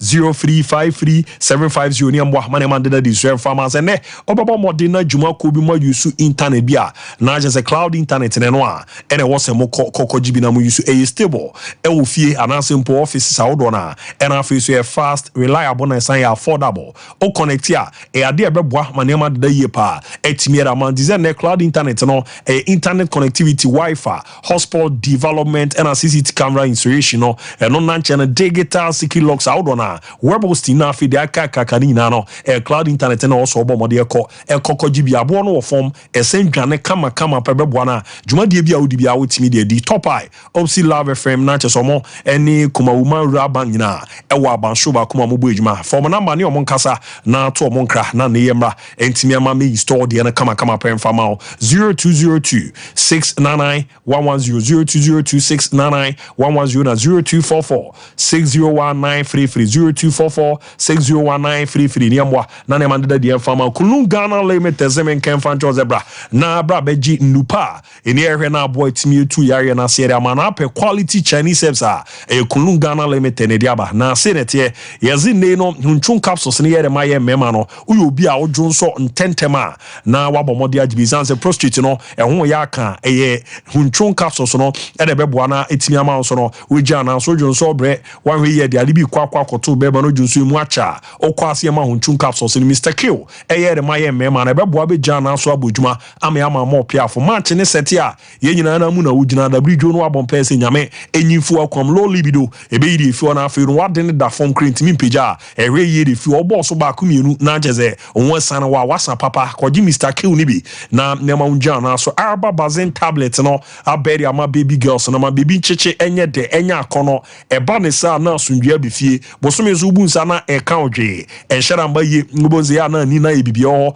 ena afi so kra no ebesa boa ma moja ne die fusana ma bosome so a nema de di nso ere ama kolina keba dani eba Mr. Eba blazer require eba Panacea pharmacy and ne pharmacy Fedimense eba ena afi pharmacy ni chemical shop ya ewo mpatamu no kwa on sabetimi akebia mana mane 0244 275 429-0244 275-429 and 0206-271-016 0206-271-016 Niambwa mani amandida ye pen fa mama daroma yerko me manaba na afisem no ewrame timi ya ma Lutaken International Abu Dhabi Abu Dhabi keza bibi aboko de kwakunyame adumo na oswe me so me wo ye baroko nkrankwanta Barrow ewon nkrankwanta orwani chiemo Araman Parliament won nkrankwanta ono me say last time me call ye ayibi wa yo nkrankwanta nye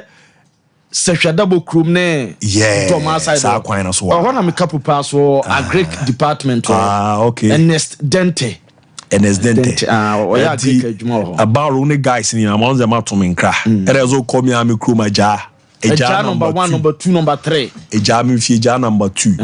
Koso ozuma oze Gazaruni mo abi dia tuni adia. Me no be ko eja fi. Why? Sir. Nan watch Roman Kasima chia master fisini.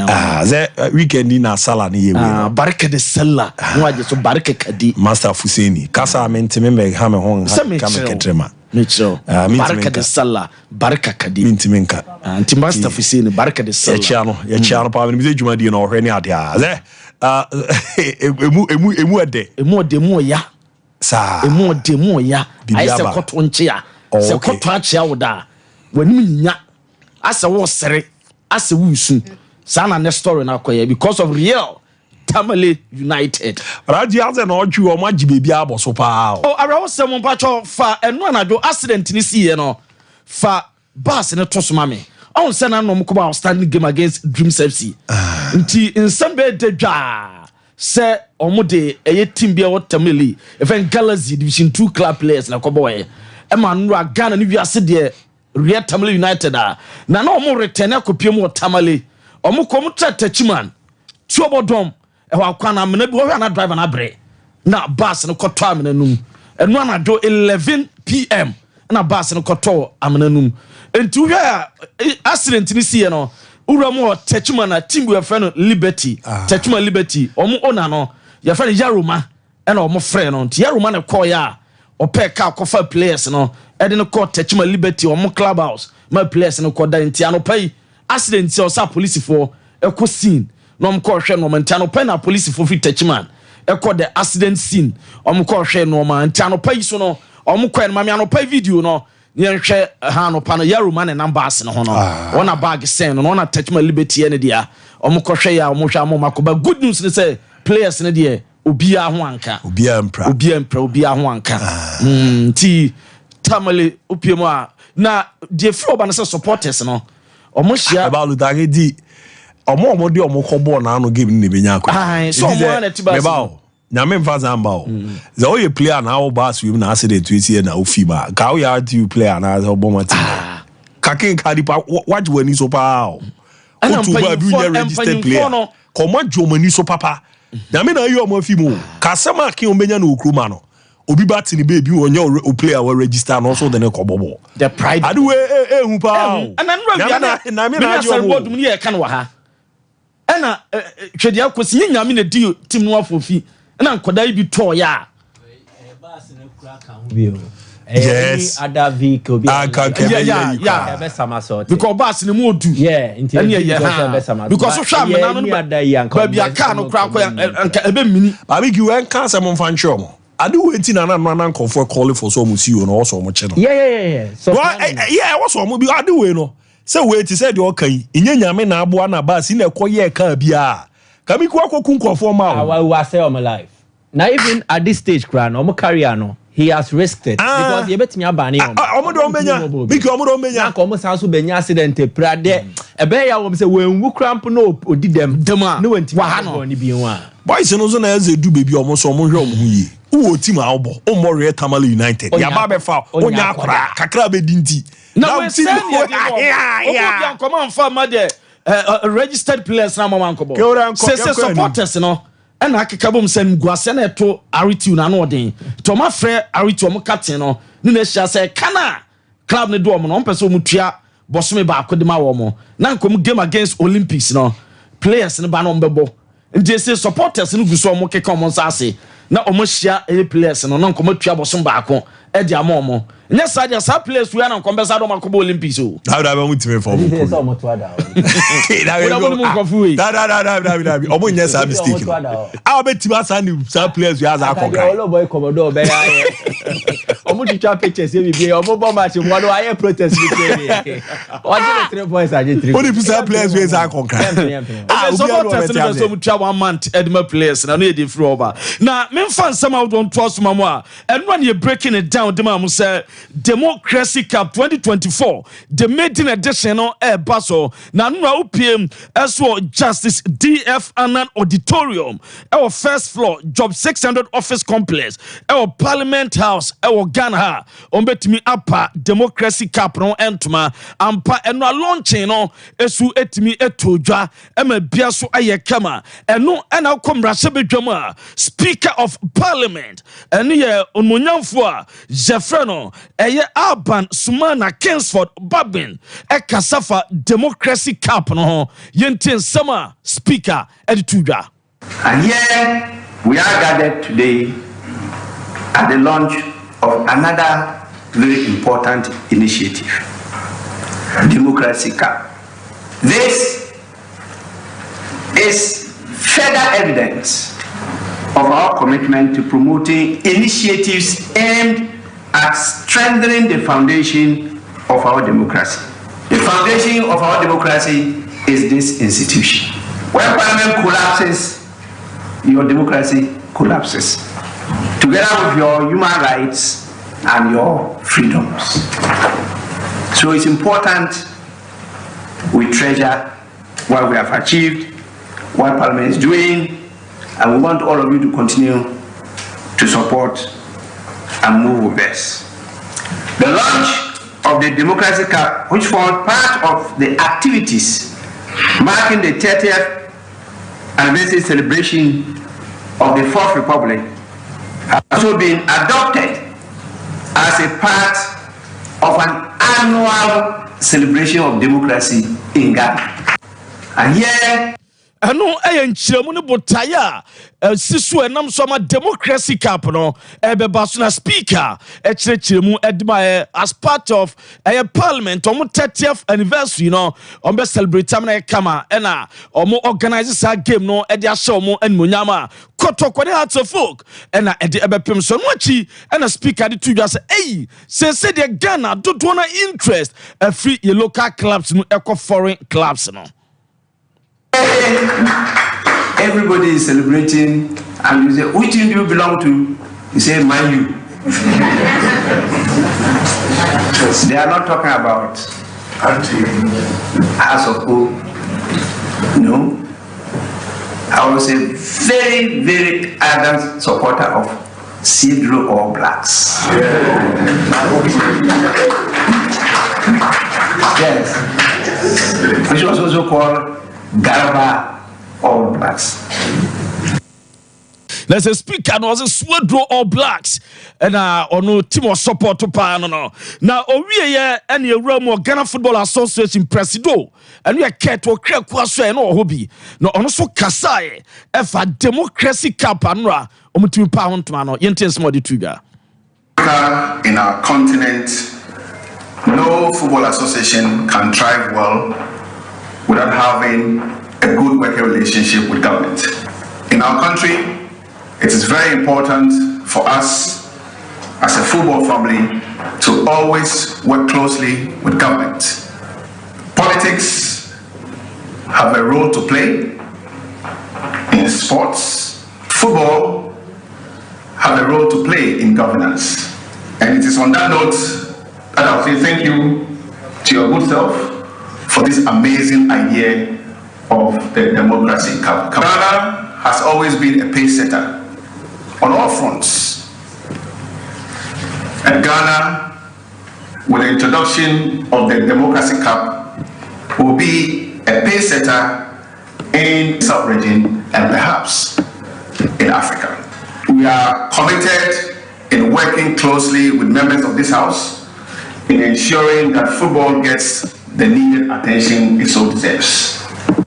ɛno nsɛm a Ghana Football Association president ɛde to dwa ɛsɛ Ghana Football Association bɛboa ma bibia yɛ kama na Ghana deɛ nim sɛ pay setters bibia ne edi kan na amanfo ɛso adi akyi na yɛbɛyisu democracy cup yi ɛde abie kwana to ama owura mu abibrem ɔman ahodo ɛwɔ ha no so ahwɛ yɛsuaeɛ owie ne yɛkɔ ministry no sports ministry ɛna director of finance Mickey Adamfo no owura yɛfrɛ no Eric Mensabonsu ɛso ɛbɛka sɛ the ministry no ɛbɛyɛ ɛde aboa democracy cup yi.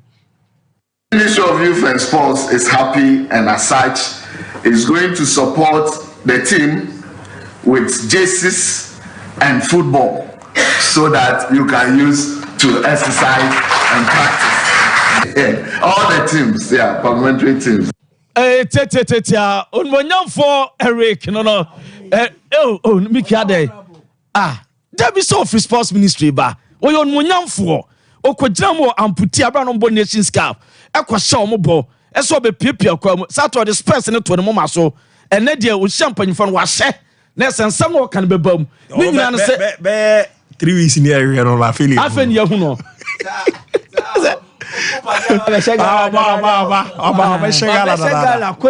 sports ministry no ebemo MPs no any former Black Stars players no be mo jerseys amom de abontuwe de beba any ball ni nyina beba nti o mensa de yedana se mensa ena mrasebe dwani so ododo duo constituency and ye honorable Nilante Vanderpool and you say the reasons for that democracy cap no and say onyabo treachery yi mu no nti say di ya inflation diata e say ma Ghana fo nyina ti afie here nti FC nyina bo parliament wo ban afi so FC ma manfo ehu ni nti a ma shebedwa wo ho e na dwuma potea ma shebedwa no edi nti ye wie no e na e ka say ade ba ko e ma Ghana fo nya nkambo mu eno ko na bi sa me na NDC ni ho MPP ni ho ana say NDC ni MPP nyina to kabom ni nyina ye ba ko aso man e football so de aye first time no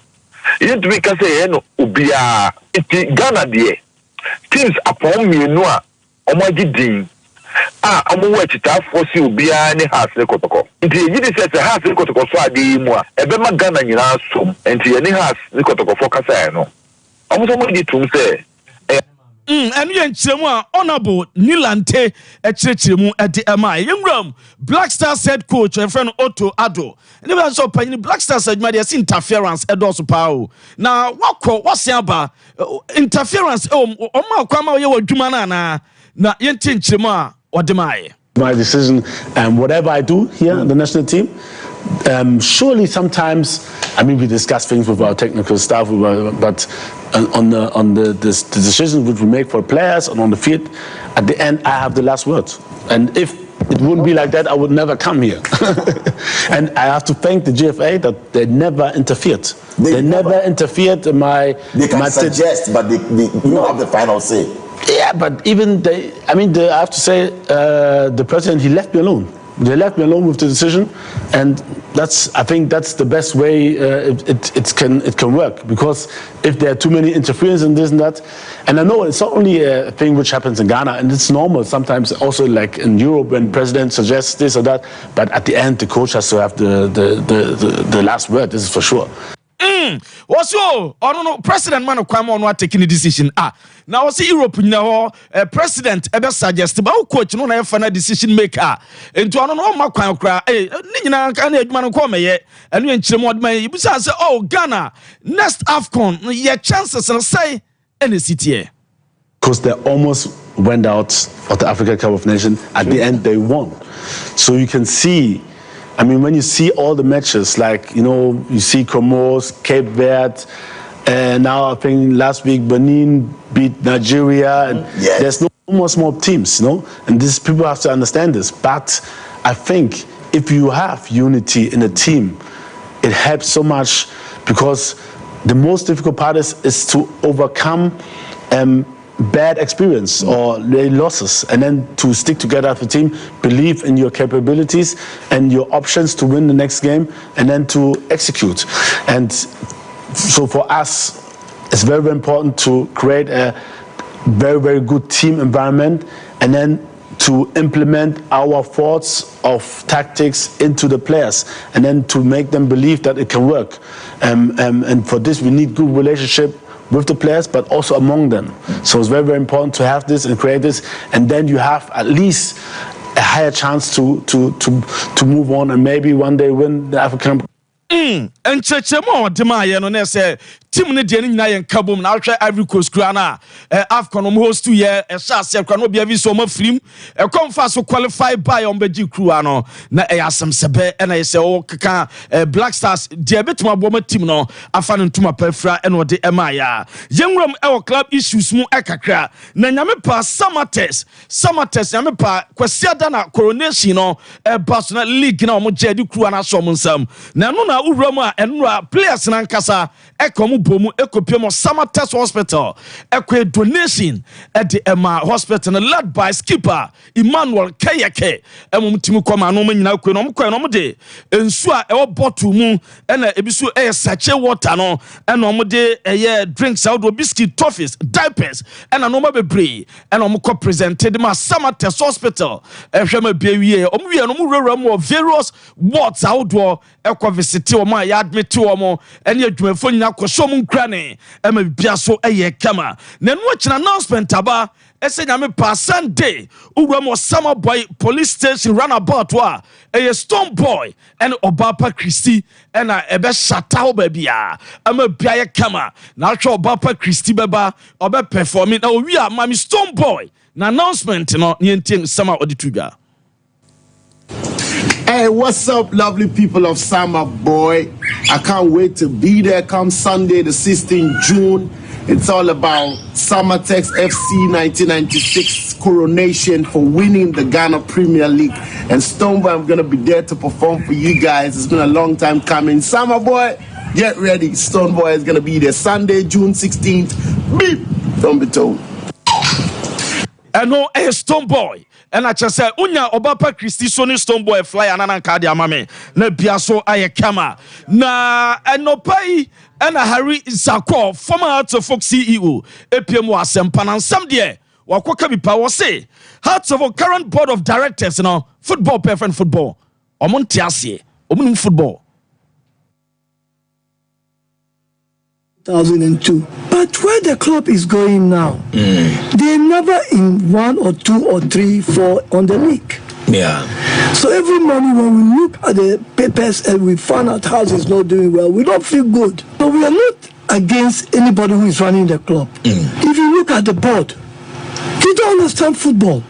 The board does not understand football. Most of them, they don't understand. I think maybe Ivy Moss understand. Frank Nelson is not at the board anymore. And how do you see this club can run?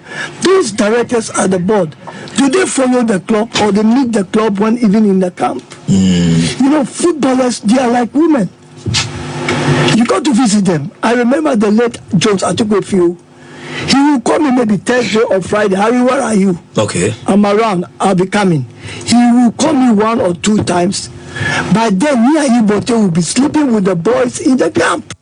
Harry Zakor, we no say Vincent Sowa Odote. When you're competent, when you're competent, you put all the chairs in the front in the VIP, director. And when the match is starting, you can't get even 2 directors to be there. You can't even get 2 directors or 1 director to be there. And rubbish. Does he know rubbish? And he doesn't know how to talk. So what did you tell him? I gave it to him. Like how? I said you should check his back record on the TV. When he was sacked by King Faisal was going to go. When you came to House of Folk, I sacked you. I Harry Zako. You can go and ask me, and I sacked him from House of Folk. Then you went to NDC, you went to stand at Laba, you won MPP. Not even a year or 2 years, they sacked you because your administration was not good. So Odote is not competent. He's not competent. Owie no so besreket and manim ya on sankofa Laie Kingston na on fanimra as the Black Stars coach. It's my boy. If you lose 1 match, that's not the end of your match. You have to continue. You don't. The way I see him fighting the boys is wrong. If the boys are going to lose the match, you don't fight them. Yeah. You're not playing a small team. Go up and start building the team. Okay. I'm not saying I've resigned. I don't agree with him. He's a good player. You remember? I do. Only in the Black Star team once he had a red card and that was his end. But he was in my team. You can't play. You can't compare any player to him. You know what I mean? So I played with him and should not receive the letter. They should take him back. And you had the Tadia Canyon about 3 at the Baba Sauce. No, me sorry, Mamingram Ewo, Bono Ahafo Football Association or more Division 2 playoff na air kwaso ye petima obenya qualification abe PM ewo Division 1 na Roma team ba kwa so far ohia draw to qualify mame omo table no Urama Final Youth so far omo no abo 2 games omo abo no win ni nyina nti omo game omo no Sunday omo hia just a point no qualify na so far Urama omo playoff for Sunyan Coronation Park the Star Boy akoda said the scout outdoor obiani di na chi a woje man of the match baako akoda fe no Emmanuel Twenebo a kai brekum ni de se no ya fe no gaw akoda we ne height ne kwanda 17 ena bibi nto mo sama ne ba fi Ghana football hon sensem na so far the mate so far playoff na koso ho no one Star Boy Twenebo a Emmanuel do no afre no gaw Obodma Final Youth as a scout outdoor ni Premier League clubs no matikwase nso atrama coach Maxwell ani di na cha wo twama bia eso ay kame no ye de ete de emam de beto dwa bia no ye de ebebremo na mom Salisu Black Stars defender eso attach down aboabu zo no boga ba fie waba na onye kai siche na Salisu za wada follow siche na sa woni e tete na aboabu zo sa wada follow la Salisu da bi sa da na boys ro ala e wada for there feeling Gary. Dabio. Feeling Gary. Dabi. Uko piemu aswanse a Zabu Zongo. Aswanse Zabu Zongo opposite to Tech. Sa area no. Omo baby wo hono ma omo tu Gary ni sa. Omo park ni eketua bi. E hono omo chance we Drume bi kana pato. Osi aka ni Makata national team no. Zuberu. Most of these guys are on almost start. Okay. Dunia Buffy. It's feeling Gary. They fair bugger Buffy. Sa area ni mo ache. The oba wache pa. Oba wache. Tell me say we there. Obinim ni po tunu fu de ba do tunu fu aboa no. Boys so be je no. Me dey see about 3 me dey amputi for no asem no beba. Me use on your day. Associations ni we no. Eni ehwe one I know everybody who anyway, na positive. So I think he knows this. It's the reason why the mother to for him appear. But I think say Idris Zambia, most of the guys come. Pato so oba. Me have seen Pato there. I come here. Me to for he knows this. Sadat carry money na. They come. Amoba. Baba ni ade ba wache. Wache. Oh, team maybe tell story, you know. Salisu. As all quite justify your buy any mammy who need tram no names at the bara. I don't know what phone. Ken. It could cover Korean hollow. As all bad never be who no tram no leaves or buff your lord. That's a two lavish sharp. Our footballers will be brazen. Tibia, a pow. Omo bro. As a mammy who knows on. Even in his current state, to cry problems of fame, pains of fame, and son or the abobo, you know. And at times, you see, I was seeing Nyabo Trema players, you know. I understand. Omambo niya criticize them, but it the attempt ne way was sana way the mom pam no way they say, you know. At times, I'm a Nyabo. Who's this? I issue more candy or more film the chair. I who the fair or Mojiska or Moye you know.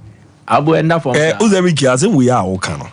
And a man now near issue by a wanyadi de ba na mama boys no ebi obi timu ze Ghana na you believe be say Lutakia ya de bi enye ya kama na twa but still do obi tim say once away we no ya de kra na ye be dinner time exactly so de no di what that ya shifted from objective criticism so akomia ya de me bonechi but ade no ye na me bonechi na sa yene de ne wi a ye the time ka hunti ne abetan akomia so for Kudus instance he say whatever Kudus did was wrong is wrong good so when you Kudus every Ghana and in the England national team now he won't do that Brazil he won't do that even West Ham and club he won't do that with West Ham fans so why will he do that to a Ghanaian football fan and Obian Hodin at home what they said was not a personal attack on Kudus, say a insulting, but it was about their oil. Yeah. And I'll be reacting. The reaction, they be a mouth. Ebisu was aggressive and unnecessary. Even the whole reaction was unnecessary. The best thing, Obans waba patch, but it should be trim. The next thing I could do is be exactly. So, they are humans like us and they make mistakes. Yenny was to the other times we walk around best around upper crown and new radio so kasa. See, I also the motivation to come here and work anyhow. But you have to consider one or two things. One kasa working no aba. At times you come, you deliver. At times you come, you don't even deliver as expected. At times, over class, some I didn't but even with that, then you have people come and insult you.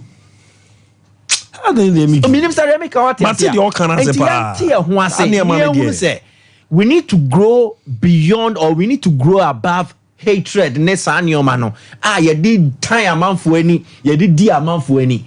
Obia the only why you now when but don't deal with the person, deal with the action.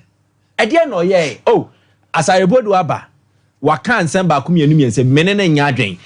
Deal with asemna as I rebodu wakan, but don't attack as I rebodu, and even attack the family. Dabi. So the way it's here no.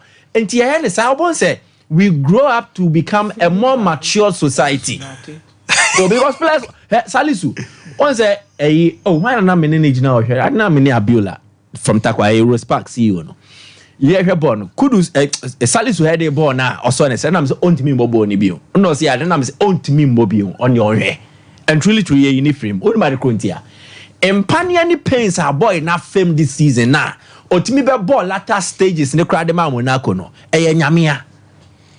But until want now and can they all film the trail. Say every day before so be training crowd there was all year on the doctors be shading common way no. How he recovers from injury on the common trail of Abu Ntiasie. I remember say this left back here no Kotokui, Patrick Asma. Yeah.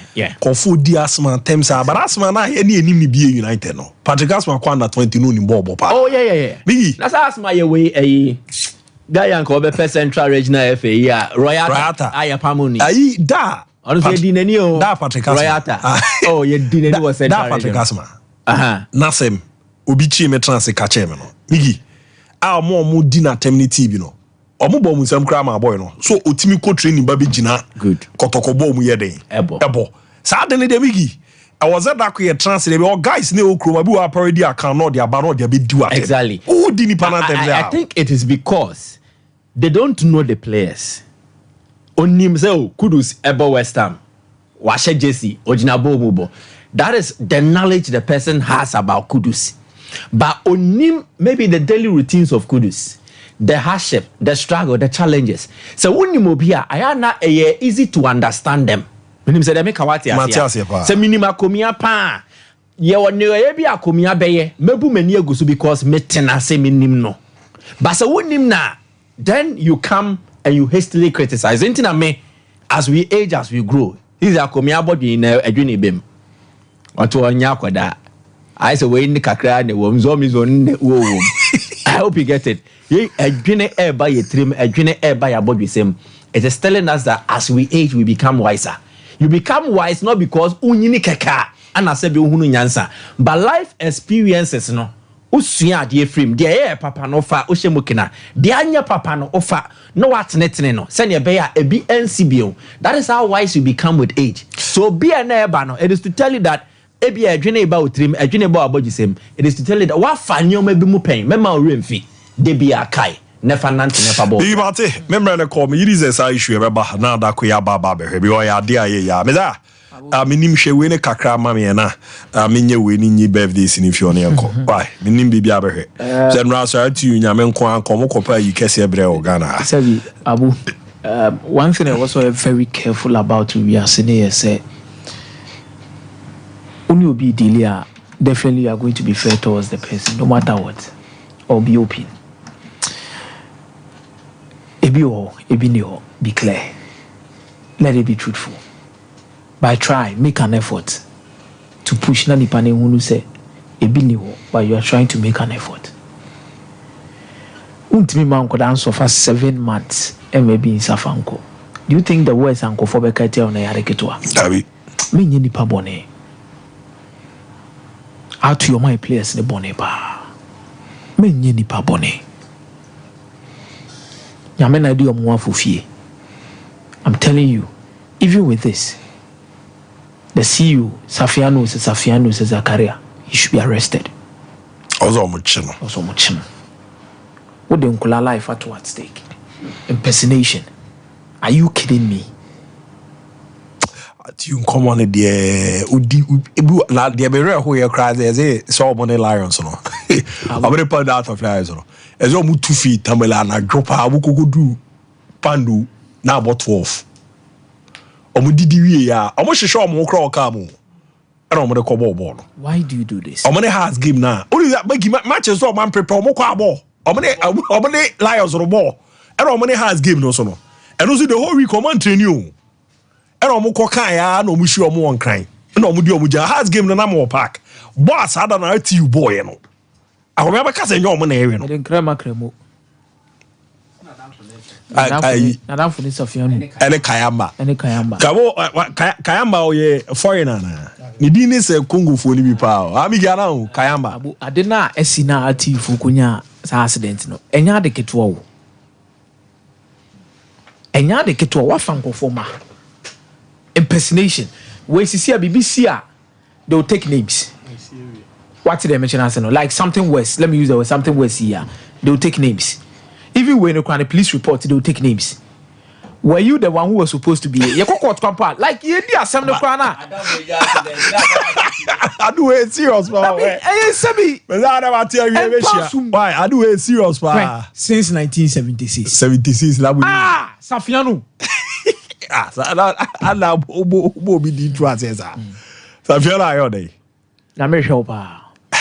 Mate the Ghana groups here can netimi franchise akunya na ba etimi era ma Ghana groups nibra na yemwa na so no nyanto tie na ne man de pen fama ne o mabomode a initiative for many Mastercard Foundation and afi no Springboard Roadshow Foundation and Limehouse and I can netimi era bom tu obi a open sa no juma na ubisua bebo ama ne ma da din pe etimi era mo de sa hyehyɛ no etimi aba na se ne tie say agriculture agribusiness technical vocational skills when you feel do no medura mu idua sanuma o akunya se nambe ya meri tudwa be fa na sa tete no ye de wafam na so wa baba benya ho nim de 0308255775 0308255775 21st connect semenka fanjo zebra na bra be ramo ma so zo ma so no o ka siatica pe na onzo mo ye expert e wanu mu pa o mabo edwuma ni na se siatica no wa transia chama to asinti na twetwon ama wo bre na nsa na wa nante a o ko ebe na ya boa na sa ha no nyina e to etwa de ma memo aya mo kodwa na ye papa mo no unya sa ha na 21st connect pe na ebe na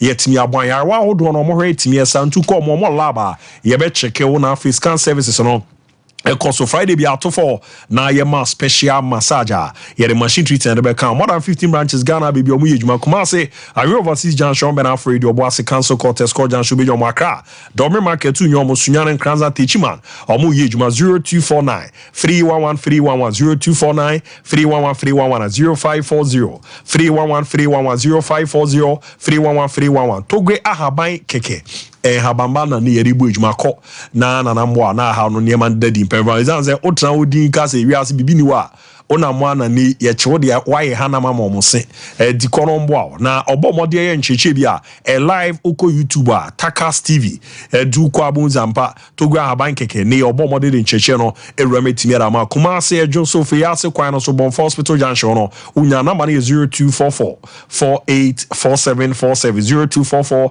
484747 na 0244 506620 0244 506620 ko na huhumu no ya mwana ne manko yipen farmer quick one on the birthday special happy birthday in farmer West Brown eni Brown na Brown bibi a ubia no nyame mbo a wonhia na de wonso no opbi amram kama pa mi ame chairman no nti West Brown chairman nyame hia papa na de opbi a no ram kama pa farmer na afi bi nko farmer hana nso no ageman na se ne yoda ti ene ni nyina no de wumia na ageman brɛ na waboa na waye na niam de dadi mpetimi edi amana roda opon Europon ne papa ene nana ofoyi yebo a odo ani chemu a dodo na afa ni TV free atebubu twafo hene no nti nana piao na anope wi me chiao pa nti roda papa zi nyame hia pa na nso no nyimbe pimpa na de opi bia na mra mu ntimi mfa ma kama pa de ni kramo ze ebetimi ayewe ya na ze yemre na yewe ati ma memfa ba ko mienu bia na se we na yen kodi me ncha se inform 0551 931 0548 931 me fo bo me pa cho dia ne baby a frefi that is me after me kasa for every Bronx New York ba jo mi ti o you abu amateur lutane ebeje for mo I'm say out here some no me git say the diagro information they after identity stuff and what the diagro na mo up to now they are still be there yes I said the crash to see na I am to see the say if you out here one no in 21st century obedient to a moto so obedient equitable abroad the videos cameras what around the BR it's okay one chance here ade pay me da zana kuma de awazem nko ani sie ma yem fan pem na afia